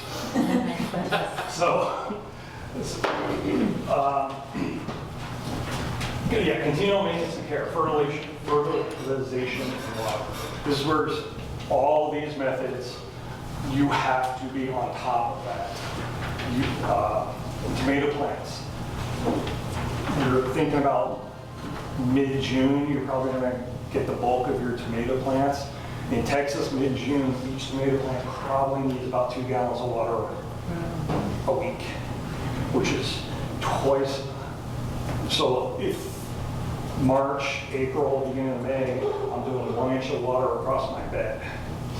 Okay, that's 10 gallons of water. I have 18 tomato plants in my bed. In June, I'm almost done, okay. In June, wow, that went fast. I was worried that I didn't make enough slides. So when June starts, you're thinking 2 gallons per tomato plant. Sorry, I have 6, no, I have 18. What's that? 36? That's 36. So now that 10-foot bed, probably gonna be closer to 30 gallons of water. There's the information for the Mittlager garden course. Fertilization water. So in order to do any one of these methods, intensive, vertical, Mittlager, you have to do regular feeding of water. Can't get around it. You can't do, remember last time we said, oh, there's a fertilization method where you try and get everything in and amend your soil, and then you plant, and you're hoping that what you put in before you plant it will get you through. Not doing that. You've got to do regular waterings and regular feedings. And then you adjust, depending on what your plants tell you, according to the troubleshooting list. I was a technician, I troubleshoot my plants, I don't diagnose them. Remember, there is an upper limit. Too much fertilizer and too much water will kill your plants. You'll love them to death. I've done that year after year after year.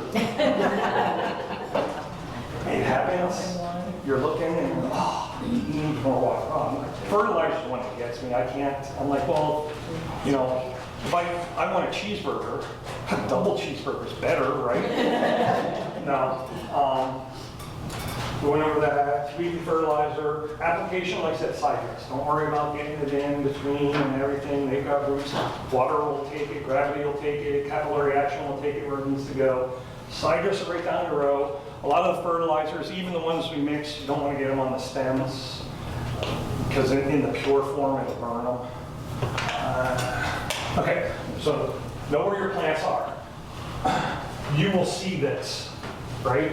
These are brown, they're yellow, they're wilty, they're weak, they're wimpy, this is where you want to be. This is the hard part, right? They are nutrient deficient, but you can't see it. And you're not going to know it until you only get 3 tomatoes. Happened to me with my celebrities last year.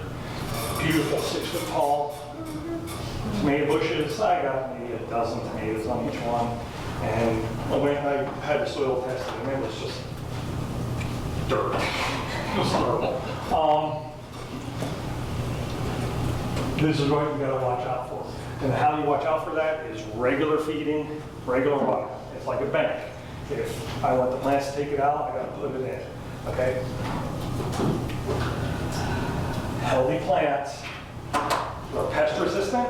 After they seed and everything, I take my netting off, I take everything off every once in a while, like cabbages and those kind of things. I'll do a little BT because you get those little cabbage loopers. But other than that, most of the part, and tomatoes, we get those little, what are they, water bugs, they're little triangular things that stick into the tomatoes or a pain in the neck.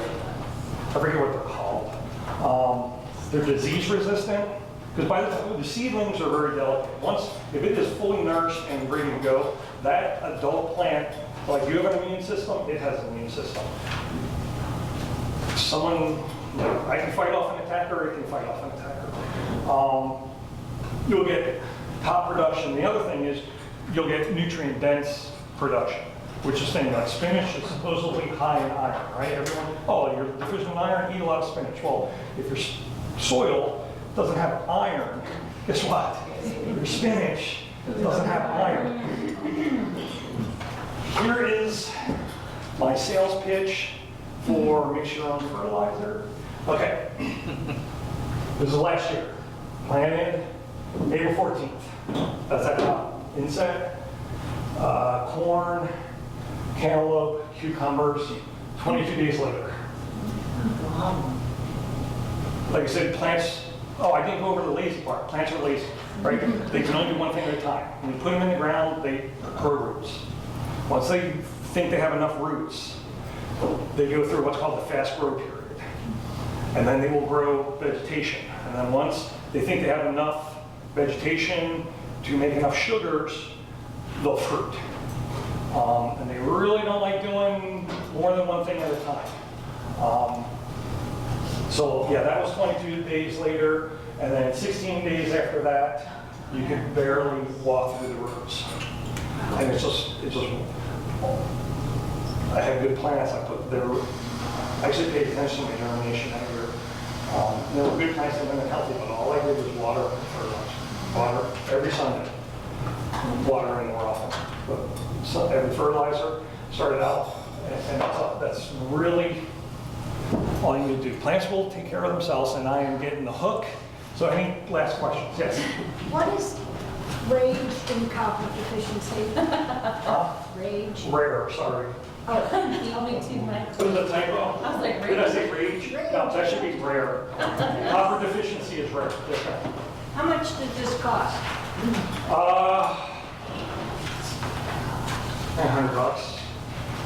And how long does it last? Those buckets will last me. No, like a normal person.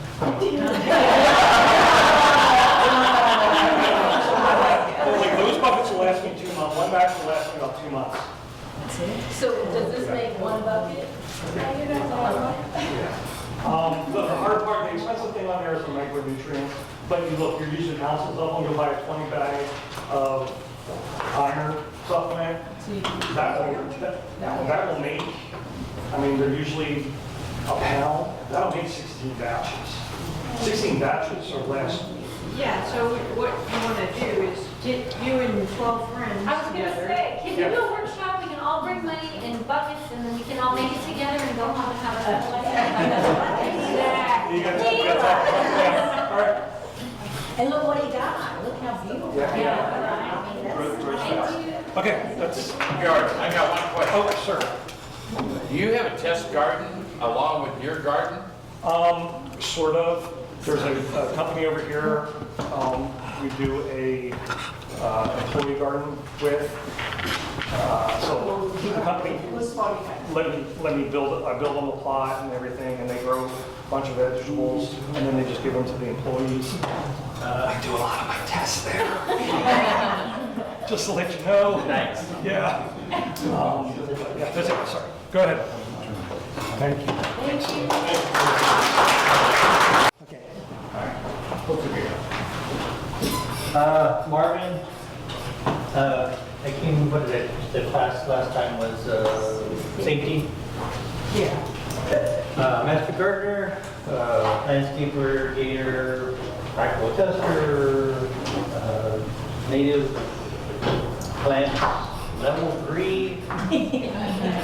Took a bunch of classes, they gave me a title of level 4. Level 4 is design, but they never developed the class. But I'm not a doctor, but I do have a bachelor's degree in horticulture, well, plant soil science. Horticulture is a big umbrella. Everything else goes under, unless you get your master's degree, your master's will be in horticulture, but there's not an actual lower level horticulture degree. It's always something that's different. Might have to be plant soil science. A lot of classes of weird stuff that really into the nitty gritty stuff, into the genetics, all that kind of stuff. A lot of hours of fun stuff. Anyways, container gardening. Container gardening is basically anything you want it to be. You could use a Bill Miller cup. You could use an old pot that you bought a tomato plant and it came in a 1 gallon pot. You could reuse that. You could actually leave your tomato plant in your 1 gallon pot and just keep growing it in there. It would grow very well. It needs 5 gallons, but the idea is anything is possible in the container gardening world. In container gardening goes anywhere from a 4-inch pot all the way up to those. A lot of people like to use the tubs that for the cows lick the molasses out of. Yeah. Molasses tubs are really popular. They're hard to find. If you can get somebody that'll give them to you, or find a source, you always kind of like hide it because once those go out, then they're rare. People don't like taking rid of them. Every once in a while, I'll do trees, 30 gallon, 60 gallon, the containers. And then, of course, my mom commandeers them before I can use them. So she grows her banana trees, that kind of stuff, her citrus, that kind of stuff. But then it gets too big, then you have to bring basically put it on a pallet and then use your tractor to move it into the greenhouse. At that point, they were getting too big, so it just like can't have it. So anyways, this last winter, she lost most of the stuff, so she has to start again to get her some more banana trees and stuff. Size, roots need room.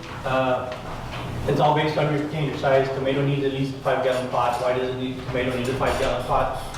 Because everything that goes up goes down also. Depending on the plant, whether it's, and I'll get into it in a minute, whether it's a taproot or fibrous root.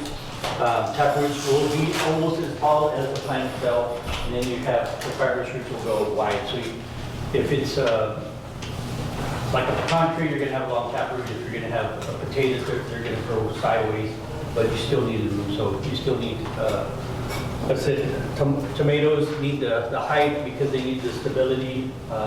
And then as wide as the tomato plant gets, is the wider the roots get. So the bigger pot you have for a tomato plant, the better.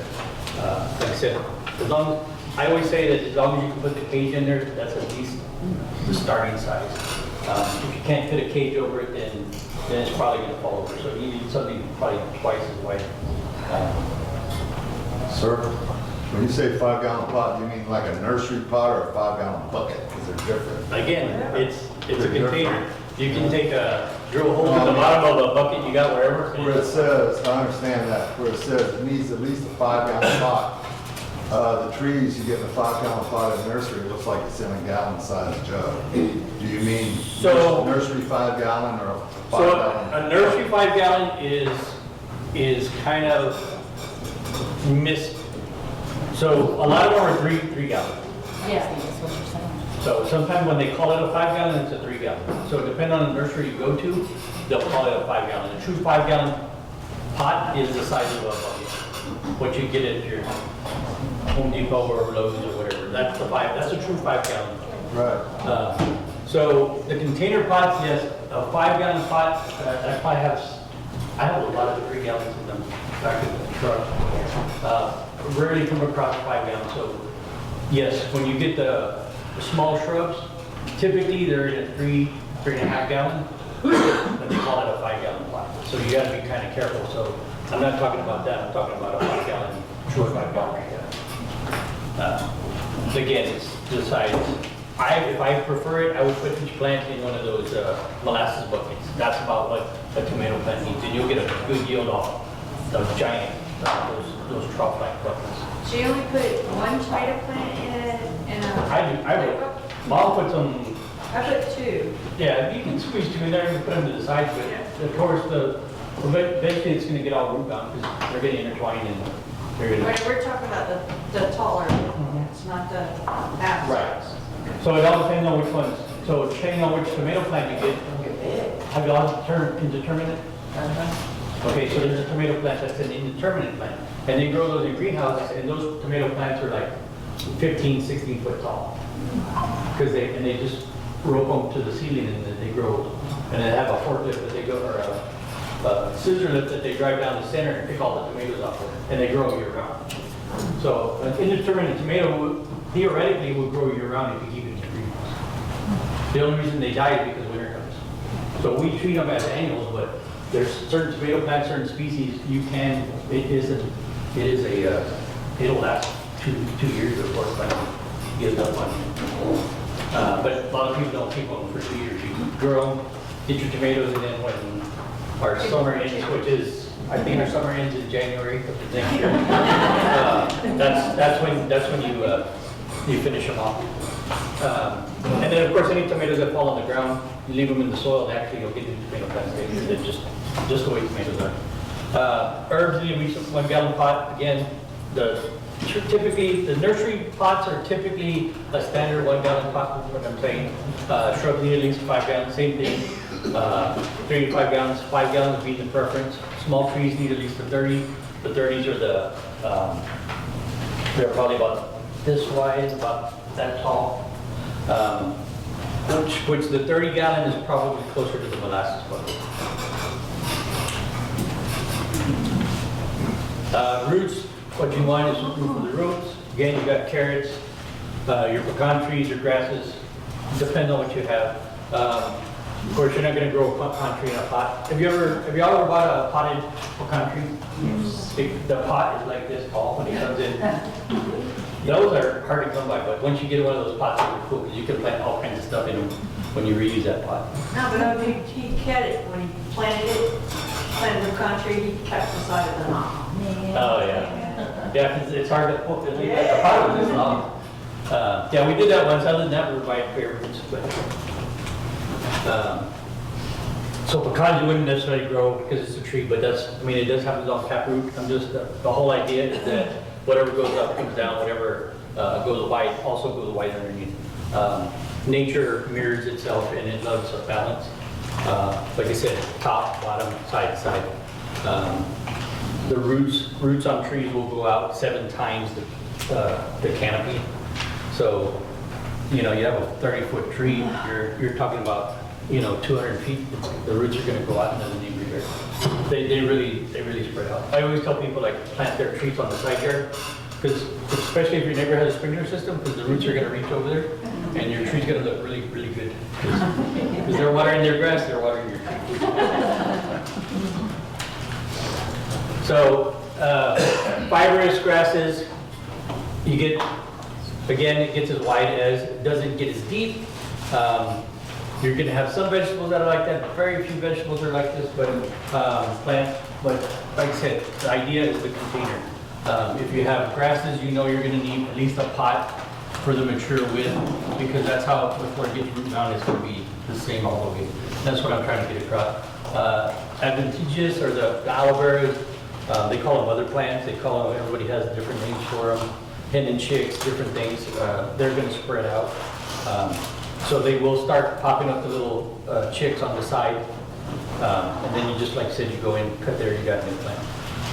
But they're going to be, it's a shared root system, and once the mother plant establishes, then they start sending out little, what they call the chicks, or the babies, or whatever. Is that natural layering then?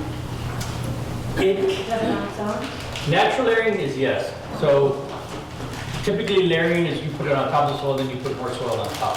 But yes, this is what, it's a top layering, which is your, like your St. Augustine grass. They'll have what they call runners. And then as soon as you put any kind of soil on top, you don't even need soil. Once it gets to the nodes will grow roots, and it'll just keep growing. So, but yes, the idea is behind air laying. If you took, let's see, these are more prevalent. What would it, airplane plants do it a lot. You can do it theoretically. Theoretically, you should be able to do it with any type of cactus, any type of cactus aren't like that. Aloe vera do that. You can break a leaf off an aloe vera, drop it down, and then it'll start layering. I'm trying to think of a plant that would. Nandina is a bamboo that's going to do it. It's the only thing. Mexican honeysuckle. Honeysuckles, anything. Usually it's the plants that have serious nodes, like you said, your carpet grass, your St. Augustine's going to have any type of node. Anytime it has a node with a stem that goes to a node and then branches off again, those typically will throw roots. I think potatoes will do it. If you take the leaves of potatoes and turn down and put dirt on top, they should start rooting again. Succulents. Succulents for sure. That's how they live. Anything. I've told people you take a leaf off a cactus and you just either leave it on the ground and it grows, or you can just hit it with your lawnmower into 75 pieces, and then you'll have 75 plants. Corms, tubers, they don't need much. They need a more shallow pot, what they call the azalea pots, that style. And then that's all they need, because this is all their stabilities here and in the tuber itself. Shape, any shape, size, whatever you want to do. Style,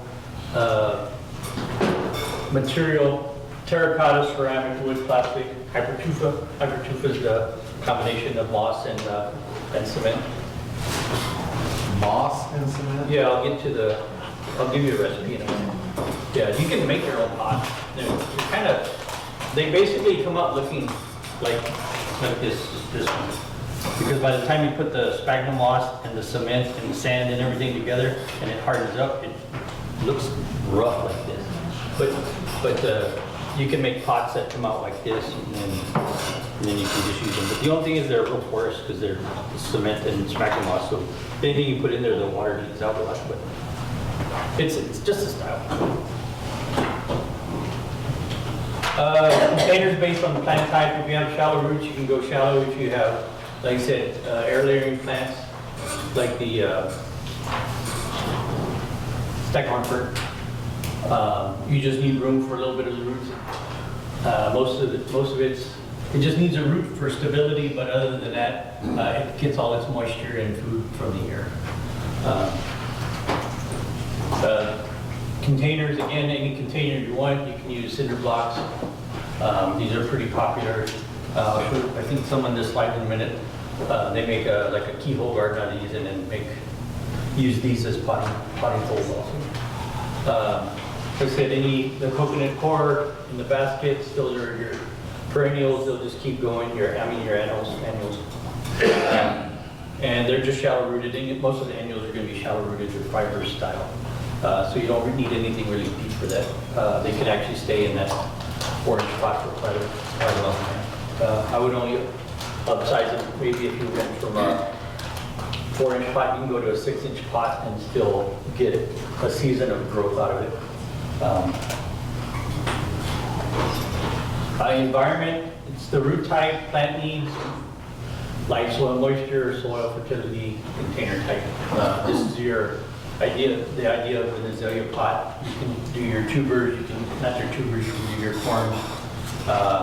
You can do some grasses in there, you can do your annuals, anything that has a fibrous roots. The idea that I get across is that don't plant carrots in here and think you're going to get super duper carrots.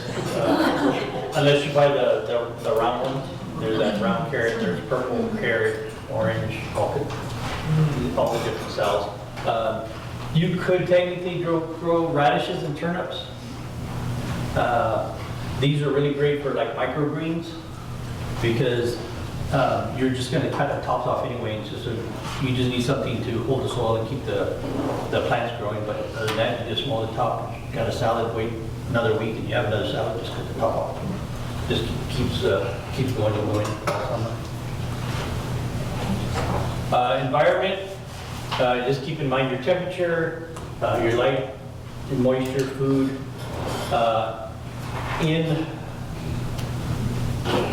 In containers, it's not your fertilizer, whatever doesn't get taken up by the plant, it stays in the pot, so it doesn't, whereas if you plant it in the ground, it leaches out.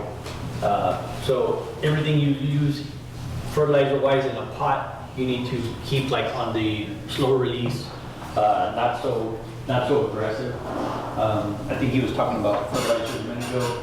You can fertilize every day if you want. Say it says the container says to mix 1 cup per gallon, right? And you water it every week. Then if you dilute it by half, you can water twice as often. You keep exponentially going to where it's so diluted, you could actually use it every day. You get down to where you put like granulars in that cup of water and you can feed the plant every day, theoretically. So again, you don't want to over fertilize them, but the plant will take up as much as it wants to, but just because it says only a gallon, you can dilute it even further, and the more you dilute it, the more the plant can tolerate it because there's more water than fertilizer and it would burn the plant.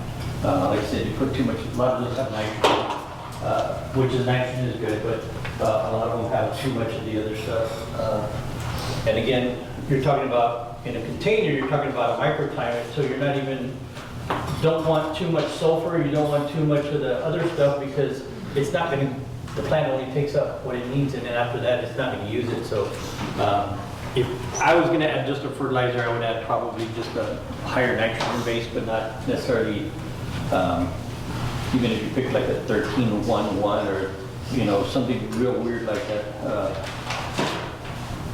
It used to be what, I don't remember the numbers, 3-4-2, no, it was backwards because it was, I don't know, I'd have to go look at the numbers. I don't deal with a lot of fertilizers. Water is basic. Water is basically all you need. Yes, it needs fertilizer, but a lot of times if you start with a good soil, that soil's gonna, in a container, is gonna last quite a long time before it starts showing any kind of yellowing or kind of downhill on the plant.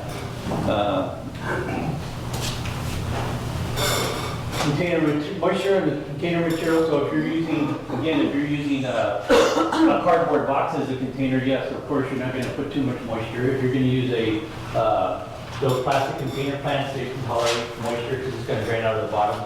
The terracottas are a little different because they actually absorb water too, so whatever you put the water in, it doesn't come out of the bottom hole. You're going to have some moisture that stays in the terracotta. And then, I don't know if everybody used to, at the end of the season, you either get salt stains on the outside of your containers, or that's because when we fertilize with too much of the, like magnesium salts and stuff, and that's what sticks in there. The magnesium salts, in San Antonio, they have, everything is, calcium and caliche and all that. Edward Aquifer water. You could say, if you wanted to get really creative, I mean, you could water your plants with spring water and you'd never have those salt stains and stuff, but eventually if you put depending on what fertilizer you put, you're gonna get some type of staining. But anyways, the idea is it goes into the containers. Light, full sun, shade, morning, evening, whatever your plant needs. We tend to keep everything on the east end of the porch. So we have everything lighted up at the east end of the porch. It gets morning sun, evening shade, so the plants seem to like it on that end. They don't, the tomato plants like the west side because it gets hot in the evening, but not too much. So what I mean by light, know your plants. If this one's getting too much sun, just light it over so it only gets an hour or whatever in the afternoon. You just kind of have to help the plant get what it needs. That's the thing about container plants. If it's not doing it well here, put it in a different window, put it in a different part of the yard. Pull it further out away from under the canopy of the tree. Small area gardens, this one is getting into whatever, again, you can go formal and not formal. You have different size containers, different shapes, different looks. This one's a mixture of succulents, tropicals, evergreens, all kinds of stuff in these different ones. Raised beds, you can do whatever, any kind of raised bed, still a container. Garden in your yard, but it's still considered, under my definition, is still container garden. It looks like this one, they just buried an actual 5-gallon bucket under there. So you can do a raised bed, put these at, 5 foot or 3 foot or whatever. Not 5 foot. The top of the bucket. The idea is just to put enough mulch around it so it blocks the weeds. So if you just need 4 inches from the bottom of the bucket, then that's all you need. And then that'll give you walking space, but I wouldn't completely spend all that money filling it with mulch unless you just have yards and yards of mulch at your house. Again, so you put your good soil in here, you put your bad soil out here, because that's all it's going to do is just block the weeds. That's the whole idea behind it. And all they did was PVC plastic buckets, and then they got some small containers, and then these are the ones that you can buy at the store. They usually come in those containers. And then all they did was just put them in the yard, put mulch around them to keep the weeds blocked, and then they put a drip system in. Is that like the full top down bucket? Or just the top? This one? Yeah. What is it? It's probably a 5-gallon bucket, depending on, it might be one of those short ones, it might be a 2.5 gallon. Entire again? That's the thing about when you do this, just put it straight on the ground and just put mulch around it, and now you just want to not kill the weeds, block the sunlight for the weeds around it. So that's about the easiest way you can do is put your bucket right on the ground and put some mulch around it to block the weeds, and then you're the instant container garden. You don't even have to build it outside. That's cheaper too, you don't have to put soil around. All you need is the soil, so if it takes one bag to fill that, then you need, however many bags. And Soil for the bucket.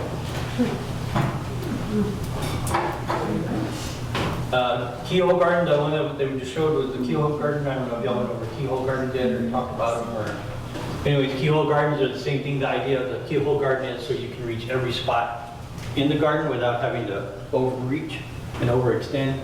And then they're up here, not down here, then over down here. So keyhole garden, basic, whatever containers you buy, you can buy them free. You can make your own. You can use them plywood, 2x4s, whatever you want to make to make the walls. Typically use like a poultry netting to make a circle in the middle, and that's where you throw all your compostables. So it's just a wall that contains soil. You put the cardboard in the bottom, twigs and leaves on top. However you want to. This is a lot of soil. But if you were growing carrots or whatever, you would need a lot of room. But I've seen where they fill them up this high with trees and limbs and everything else, and then you only have maybe like a foot of soil at the top. But it's a 3-foot depth. I mean, it's this high. We filled them before where we could fill them about this high, and then we do the soil at the top. Again, newspaper, soil, then you put your, like I said, cylinder plants. Of course, the compostables go in the middle. And of course, it says that to the roof to deflect the rain moisture. You don't need the moisture in the tube, you need the moisture from the plants. And then to keep the raccoons from coming in down there and eating all your rotten tomatoes and stuff. How do you get the compost out? So just leave it in there and let it be. Right, so the idea behind these, all of these containers, forget German, it's Kugelkultur. there you go. Same thing, you're adding all this, as it decays, it drops down, then you keep adding your soils on top. So next year you've lost this much soil because all your twigs have broke down, and then eventually this becomes completely full of soil. But typically when you start, you fill it up here with soil and twigs and all that. And then as it gets richer and thicker, and then it'll just start filling. You actually lose soil every year, and then you just add some fresh compost on top, and then you just keep it. Eventually you'll have good all the way up. You think? I was wondering, okay, so the keyhole, you dump all your compostable, whatever, all your kitchen scraps in there, and that is turned into compost. Which is the center, yes. But it's not helping the garden, really, because it's down in the bottom of that hole. It's all going to be below the root zones. I don't understand. It doesn't make sense. Well, in that, you mix that up. Right, in You that, can't mix it up. It's in that hole. You put all your kitchen scraps in the hole. It sits down there and decomposes. And you can't- right, so if, he's saying if there's twigs and everything down here and you throw your tomatoes in here, they're just gonna rot in the bottom. It's not, so yes, you'd have to do it to where you have, you can either put something under there to keep the, I've seen where you use, yes, it's gonna break down all the way to the bottom. It's gonna enrich the soil in the bottom. I think when they designed this and created these, they think you're gonna have enough food scraps to fill it up all the time. But that's a lot of kitchen scraps. That's 3-foot cylinder. Yeah. The design is the way it is. doesn't make sense sometimes. It's probably just a way to like break, It's a way to Break make, down. to make your own compost, to break it down, to not throw it in the trash, to save the environment. There's a bunch of probably ideas why they created it that way. But yes, you're right, at the point, unless you have plants that are gonna send the taproot all the way down, it's not gonna get the rotten tomato juice down at the bottom. And you can't use that compost for anything else That's what because it's a I'm small saying. area, so it's just for this Can't get to it. particular garden.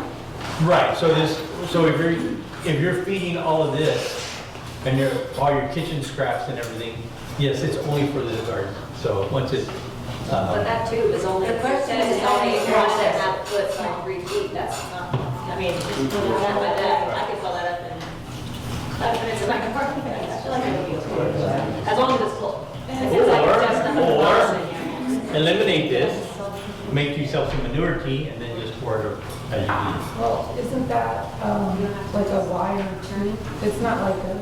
It is a wire tube, yes. So, I mean, there could be worms in there Right. too, that would break down some tomatoes. Yeah, like I said, the idea is the kitchen scraps, the idea behind it all is whatever kitchen scraps you put in here, they decompose, and as it gets moisture, it oozes out, and the roots would come in and find the nutrients in there. It's supposed to be a self-sustaining garden, but again, It's not an overnight success, though. It's time. okay. YouTubers. This one, like I talked about, they took the cinder block, all they did was change one every other, they just turned it on the side. You can get hardware fabric, you can put cardboard, whatever you want, to keep it from falling out of the bottom. I've used, like I said, hardware cloth. When you push it down in there, it sticks against the side. So when you look at the bottom, it looks like the bottom of a rabbit cage, or poultry netting on the bottom, and then it's just to hold the soil in there. Most of the time, you just have succulents. Raised gardens, they're all container gardens, any material, any style, any size, anywhere. The whole idea is whatever works for you, whatever is convenient for you. You don't have to, the idea is you have the height, you don't have to bend over, you don't hurt your back, knees. And then you don't have to excavate or rototill or anything, or deal with, say you're in an area that just has bad soil, then you can just bring in the better soil just for your garden. You may decide to grow blueberries and you need acidic soil, and that's why you do a raised garden, so you can have the blueberries. And then you just put pure acidic soil in here, and then you can grow your blueberries and rhododendrons and camellias and all of it. Or move to Houston, because they grow really great there.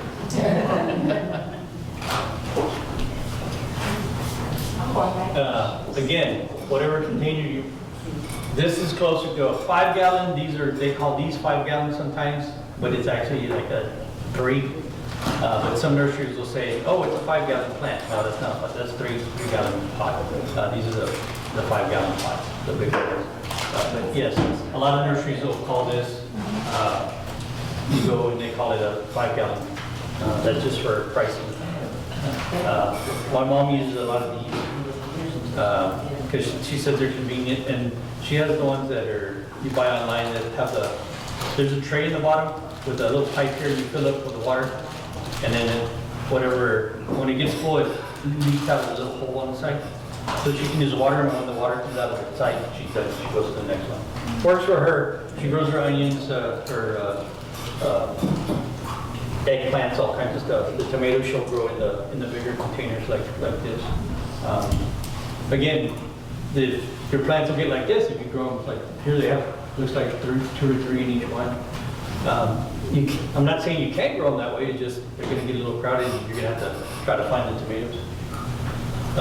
But you'll find them because they're the red ones. Or the birds, or wherever the birds are, that's where you find them. Again, any container, shoes, galoshes, anything that'll hang on a wall, store-bought recycled trash cans. recycled. It took me a long time to get that many wine bottles. Beer bottle. Oh, beer bottle? Okay, you can use beer too. If you're a beer drinker, wine drinker. That was just something I saw and I said, well, that's interesting, and just if you can get a hold of all those bottles, and then, I guess you construction adhesive them together, and I've told people to use, you can use tires, you can use whatever, then, of course, again, I'm not here to save the planet or to destroy the planet, but, if you want to grow your tomato plants in an old tire, that's your business. If you think that it's gonna get, all the tar and oil or whatever that comes out of the tire into your plants, that's on you. I mean, I'm just saying that there's unlimited amount of things you can try or do, or you may just use we've used tires before to contain cactus or succulents or aloe veras or like that, so they don't just spread in the whole yard. You can contain them. Yeah, we're not gonna eat them, but at least they're contained and we don't have to dig down in the soil. Not that I have a lot of tires in the yard with the plants. Like I said, bottles, tires, bins, old gutters. The idea behind this one, the gutter is just make sure you put a little tilt on it. It'll usually have a downspout, at least a hole for it. You put a screen over it, just tilt it to one side. Theoretically, when you water, it goes over here. When it soaks down, it drops to the next one. Filters it back this way, it drops down. Theoretically. That's a lot of water you gotta flow across there before it gets down. But in theory, it sounds, I mean, I've seen where they do this and they put a drip line, and then you got drip line, 3 rows of drip line. And then you hook it down here and it goes straight to your faucet over here. So you just turn on your faucet, drip it, and turn it on. It'll be your indicator when it finally drips down out of the bottom of the container that it's saturated enough.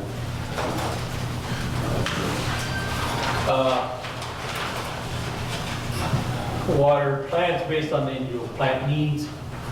Of course, your lettuces, all that kind of stuff, carrots, turnips. Once they start putting on tomatoes, then you start watering them more. But you need to get to the plant to where it's healthy first, and then once it's healthy and starts blooming, then you can start watering. Plants will grow as fast as you water them. I've heard that the bur oak will grow. You can get a bur oak to grow 1.5 feet to how about 1.5 feet? Almost 2 foot of growth a year. As soon as it puts on buds and starts stretching, you just water it. Water. Every day you water. When it stops growing, then you stop watering because that's the end of its growing cycle. So if you water it every day after that, it's done. It's throwing that branch out, and when it stops growing, it needs water regularly, but it doesn't need water every day because it's already done its growth for the year. So they told me a trick on them is like, if you want to speed up the growth on the tree, wait till it starts putting the branch out, and when you start seeing them spread out, then start watering. That's your signal to water that plant. Once it hits the end where it just starts hardening off, then you stop watering because that was the growth for the year. But I've gotten some pretty good growth on my bur oaks. Those things are humongous. On your what? A bur oak. Oh, Bur oak. Yeah. I'm jumping from plant to plant. thank you. Bourbon. Bur oak. Quercus microcarpa.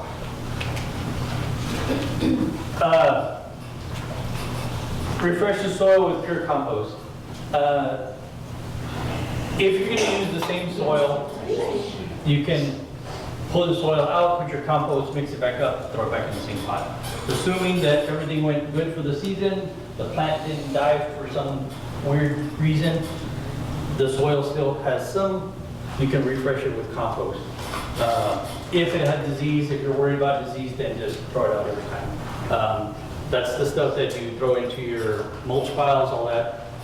The only thing with the mulch piles is once you can burn off your disease and all that, as long as you have, if you hit the right temperature. Mulch and compost goes on temperature. Once you hit the temperature, you're either gonna sanitize it or sterilize it. And depending on the temperature, that's when you get to where it just burns and everything dies. A lot of times you want it hot enough where it creates the microorganisms, but you don't want it too hot because then you're just gonna kill everything.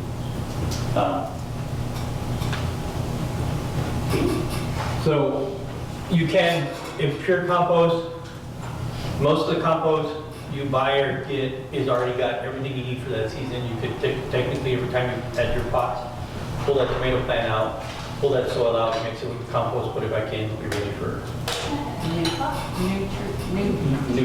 new plant. Wash pots with dish soap and rinse well. Soak your pots in 10% bleach solution, minimum of 10 minutes. Brush off the debris. Apply solution. White, there's two different ones on these slides. There's a white vinegar, rubbing alcohol, and water. Scrub with a plastic brush, let them dry in the sun. The vinegar and alcohol turns off. And go from there. The other one is that one's the vinegar and water. That's just more. You can use regular vinegar. You can use the horticultural vinegar, which is a stronger vinegar. But on this one, you soak for 20 to 30 minutes. Again, scrub with a brush. And we're talking about, would you scrub your plastic pots? Yeah. But mainly, I think these are created for, because it's called crusting pots. It's made for the terracotta, if you want to clean them. Or you can spend the time in power washing. Scrub with plastic. And again, this one you scrub, you soak, you scrub, then you let it dry in the sun. A basic container mix. This one we just pulled offline. There's probably as many container mixes as there are. There's probably authors that create them. Again, when you're mixing proportions, everything is just depends. If you use 1 cup, everything's when it says parts, it's cup. Or you can use 5-gallon bucket, or you can use a wash tub, or you can use a bathtub. They're all the same portions. If it says 2 to 1 to 1, then that's whatever you're using, that's your measuring device. In this case, they use half buckets, which apparently, so they're calling it a bucket, but it's 2.5 gallons. So apparently he's got a 2.5 gallon bucket, not a 5-gallon bucket. But the thought is the same. If you're using a 2.5 gallon, you use a 5-gallon bucket, you use a 5-gallon bucket, 5-gallon bucket. Half of the 5-gallon bucket, and then since you're doubling the mix, you would double the other. So it'd be 4 cups, and then 1 cup. Same thing. It's like I said, proportion. Y'all were talking about. I guess he made his own fertilizer in that bucket. They tell you how much it's going to cost. Somebody asked, right? $100 is quite conservative. If you go over to, I'm not supposed to say names, Green Gate. They have everything in bags. If you need 5 different things to put in that bag, they have all the 5 different things to put in that soil. The problem is every bag is like $750, $850. And then like I said, you get a 5-pound bag of sulfur, like you don't need that much sulfur. Sulfur, again, they're all micronutrients. You don't need that much sulfur. Unless your plant is a sulfur-loving plant, then you don't need all that stuff. But they have all that. I tried to do it once, and I said, you know what, I'm not doing it. I'll just stick with my prepackaged, the little, it comes in a little box. Miracle-Gro. It's all the same stuff. They make Miracle-Gro early. They always told us when we started talking that we're supposed to be generalized. We're not supposed to say Home Depot. You're supposed to say big box store. Like nobody knows where to get it. But yeah, it's the same thing. Here locally, I'm pretty sure everybody knows where Green Gate is. That's probably the busy one out here. Maldonado's, that's here in town. In San Antonio, there's, it's all the box stores. It's all the, actually almost everybody's carrying. I just saw that today. I was getting parts, Springer parts, and they're starting to carry mulch. I'm like, oh, you're carrying this? Good. Save me a trip. Tom Harris, this was his mix. Again, 2 compost, peat. Again, you can buy if you can get whatever the measurement is. This one is 2:1, 2/3. And they do sell perlite or vermiculite, whichever one you want. In the grand scheme of things, it doesn't matter. You can use styrofoam peanuts if you want. All it is what this does is create space to to aerate the soil, keep it loose. These they have a value, but not a whole lot. But like I said, it's meant to keep the soil loose and let the air in. Wouldn't little pebbles do the same thing? What, little pebbles? Yeah, little pebbles on the ground, Like rocks? rocks. They could, it would, you could use, I've seen mixes that have a lot of like little pea gravel in them. Yes, that's It's just gonna be a heavier mix. But that's just gonna take up space. The problem with pebbles, it's gonna, with the soil, it'll actually compact.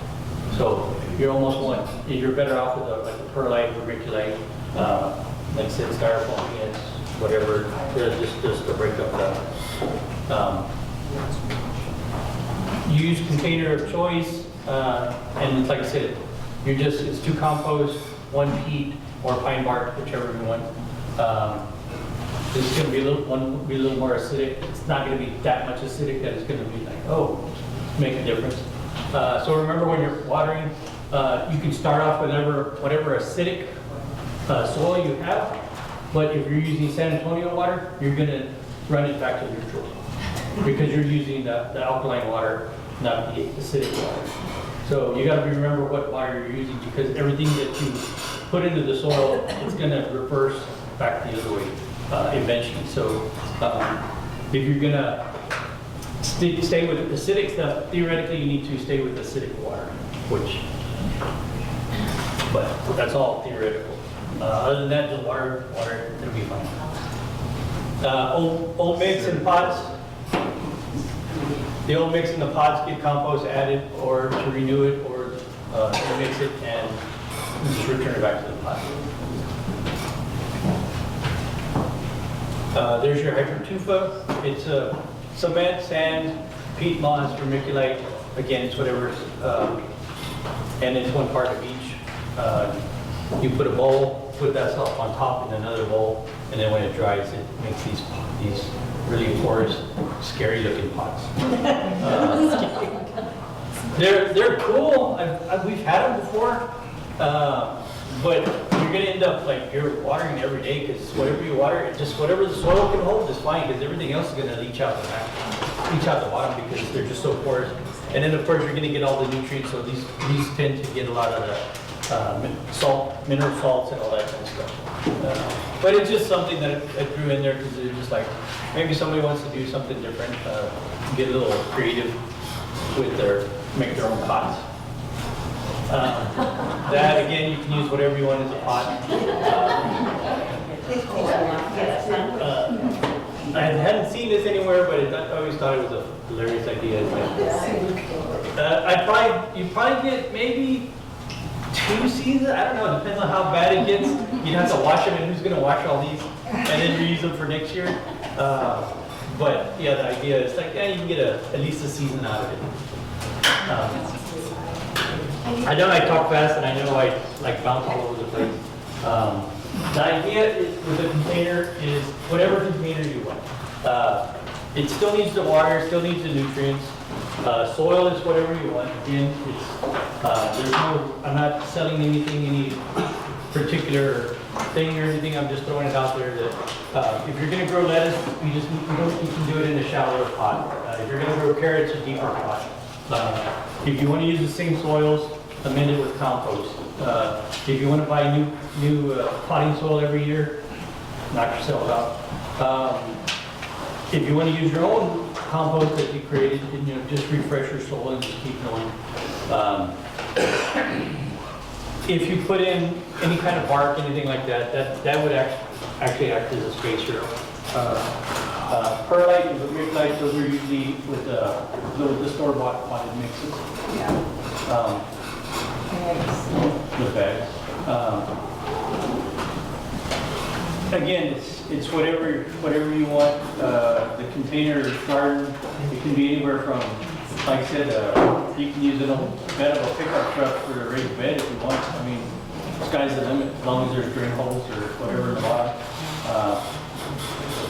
You just need to make sure that you fill up what you need. I mean, if you're gonna, like I said, if you're gonna grow carrots, fill it to the top. If you're just gonna grow radishes, you only have to put a small, just enough soil to get, you don't have to, just because you have a 3-foot container doesn't mean you have to fill up the whole container.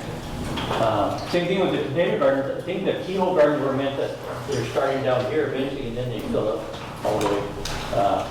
But that was something that came out, it was real popular. 70s. It had a resurgence, and we were doing it here 6-8 years ago. We put, I don't know how many keyhole gardens we bought and just put on to all these elementary schools. So we were putting keyhole, yeah, we were putting keyhole gardens at every school we adopted. We put a keyhole garden there, and then a lot of them we built, like I said, we use 2x4s, we use whatever. You can use old water troughs. If you can find them, they're all rusted out at the bottom. That's fine. They need drain holes anyway. My mom found some in where she was last time. They look like the oval troughs, but they hold together and they don't have a bottom. And she just set them on top and fill them with. Of course, she won't put some so can't get her to fill them all the way up. She always just kind of like, come on, Mom, don't be so cheap. Put a little more soil. I wonder why the tomato plants keep falling. The Brandon plants, I said, the only thing I didn't add is stability. Your tomato plants need to be able to withstand the wind or whatever elements you have. So if it's going to be a tall plant, you need a wider base. Because if you think about it, if you put it in a terracotta pot, they're usually shaped like this, so they tip over a lot. We had a time where our tomato plants were tipping over, they were too narrow a bottom. So you get more like an azalea pot or a pot that has a more straight sides all the way down for stability. Like I said, on myself, if I was going to do it, I would get the molasses containers, and then this way they're stable. They have more rootful roots, and you can probably fit 3 in there comfortably. They'll still grow. The roots will get crowded, but you just, like I said, you just fertilize water more. Once they get root bound, they'll just stop growing. That's all it means. Is when they get root bound, plants stop growing. So if your tomato plant started growing and all of a sudden just stayed like, wait a second, it's supposed to be 6 foot tall on the package, it says 6 foot tall. Well, it's probably root bound. So you can, should start next time, start with a bigger container. So if they're taller tomato plants, then you definitely want something that's wider and taller so it doesn't get root bound on the roots. That's all I'm trying to get across, is that creativity is whatever you want. Like I said, you can do boots and cowboy boots or whatever, make it look cool. Any old containers, trash cans, tubs. I had a bunch of other photos that are all updated and feed it to y'all. It's basically a plywood 2-layer box, and what they do is they just buy those tubs, like 13 quart tubs or whatever, and they put like 4 across the center, and then they put a row of 4 here and a row of 4 here. So you're just planting in the plastic 13-gallon totes, and all they did was buy them at the dollar store or whatever, and then they're just supported by 2x4s, and you just drill holes in the bottom, and you're fine. Now you have all the plants are right here, and you have the 2 layers up here and down here. But like I said, I'll get those added. Any other questions? Do you believe in using like a soil inoculant if you're going to put it in a big is that a bunch of movie? Like to prevent weeds from coming in? No, just to boost the plant growth and strength, using like a mycelium.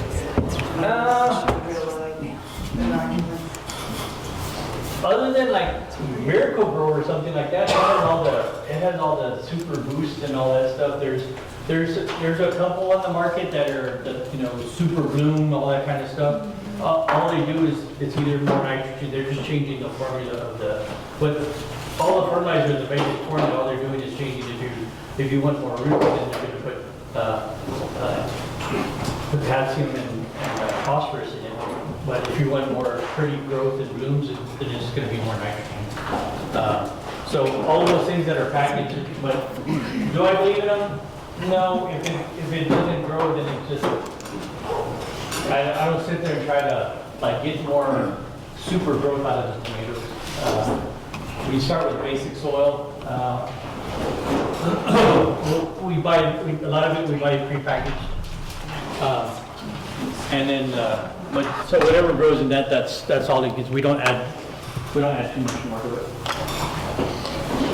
I hope I answered the question. Sometimes I just try one and don't answer the question. I don't answer the question. Like, hey, answer the question. I didn't have it on there, but my phone number, if y'all want to jot it down. Oh, there's the ones that don't have bottoms. If not, I'll forward it to them and they can forward it out. Yeah, I have his phone number. Yeah.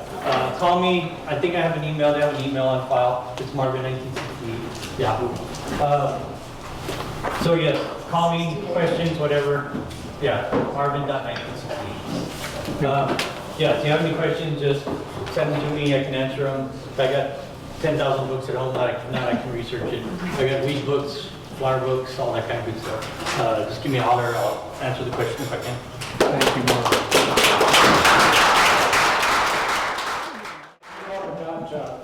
Being creative on container project. We had a student in our last class, and she bought a canoe about a year to the wall. And she painted it up real nice. She put it in the back corner of her backyard, filled it with some soil, put all kinds of pretty plants in it. It was pretty good. That's very creative. You have to be creative with that stuff. So that's pretty good. I like those paintings. Those of you that took part of the bike sale at the Big Red Barn, thank you very much. We had a pretty good day. We had a lot of traffic, and as a matter of fact, all the other places that were inside that selling things, we were the only ones selling. It turned out very well. So thank you for that. We got Saturday, we got a bike sale coming up again at Silver Center. So we're going to need some volunteers if you want to volunteer for it. Okay? That was you. Yeah, we need your help, so be sure if you volunteer, be sure you show up, okay? You don't like me, So next week, we got our propagation class. April is putting, you said you were putting it online? Yeah, I'll put the list of what you need to You're going to expect, put a yeah. list of things that you need to wear, to bring, and whatnot. We're going to furnish a lot of stuff. It's outside, we're gonna be outside. Yeah. Just like old clothes and whatnot. But anyway, Grubbies. send a list. Okay? There are small nipples. That's small. We say small now because somebody showed up with the big pruning thing. Brother, scissors, or nippers, or something like that. Little scissors. Yeah. Little scissors or something. But you'll be getting the list. Yucky clothes. Okay, so next week we have our propagation class. We start here to cover a few things, and then we're all going over to the St. Andrew's church over there. They have a big garden area, and that's where we're going to do the class. Okay, so be ready for that. And we got our monthly meeting coming up this coming Thursday. So if you want to attend it, you'll be welcome to come into it. Okay? I don't think there was anything else. Chapter 4 and test for chapter 4. Oh, yeah. Chapter 4 and chapter, Got a your test. test. Chapter Back to 4 doing tests. Now, do y'all keep track of those, the ones we've done already?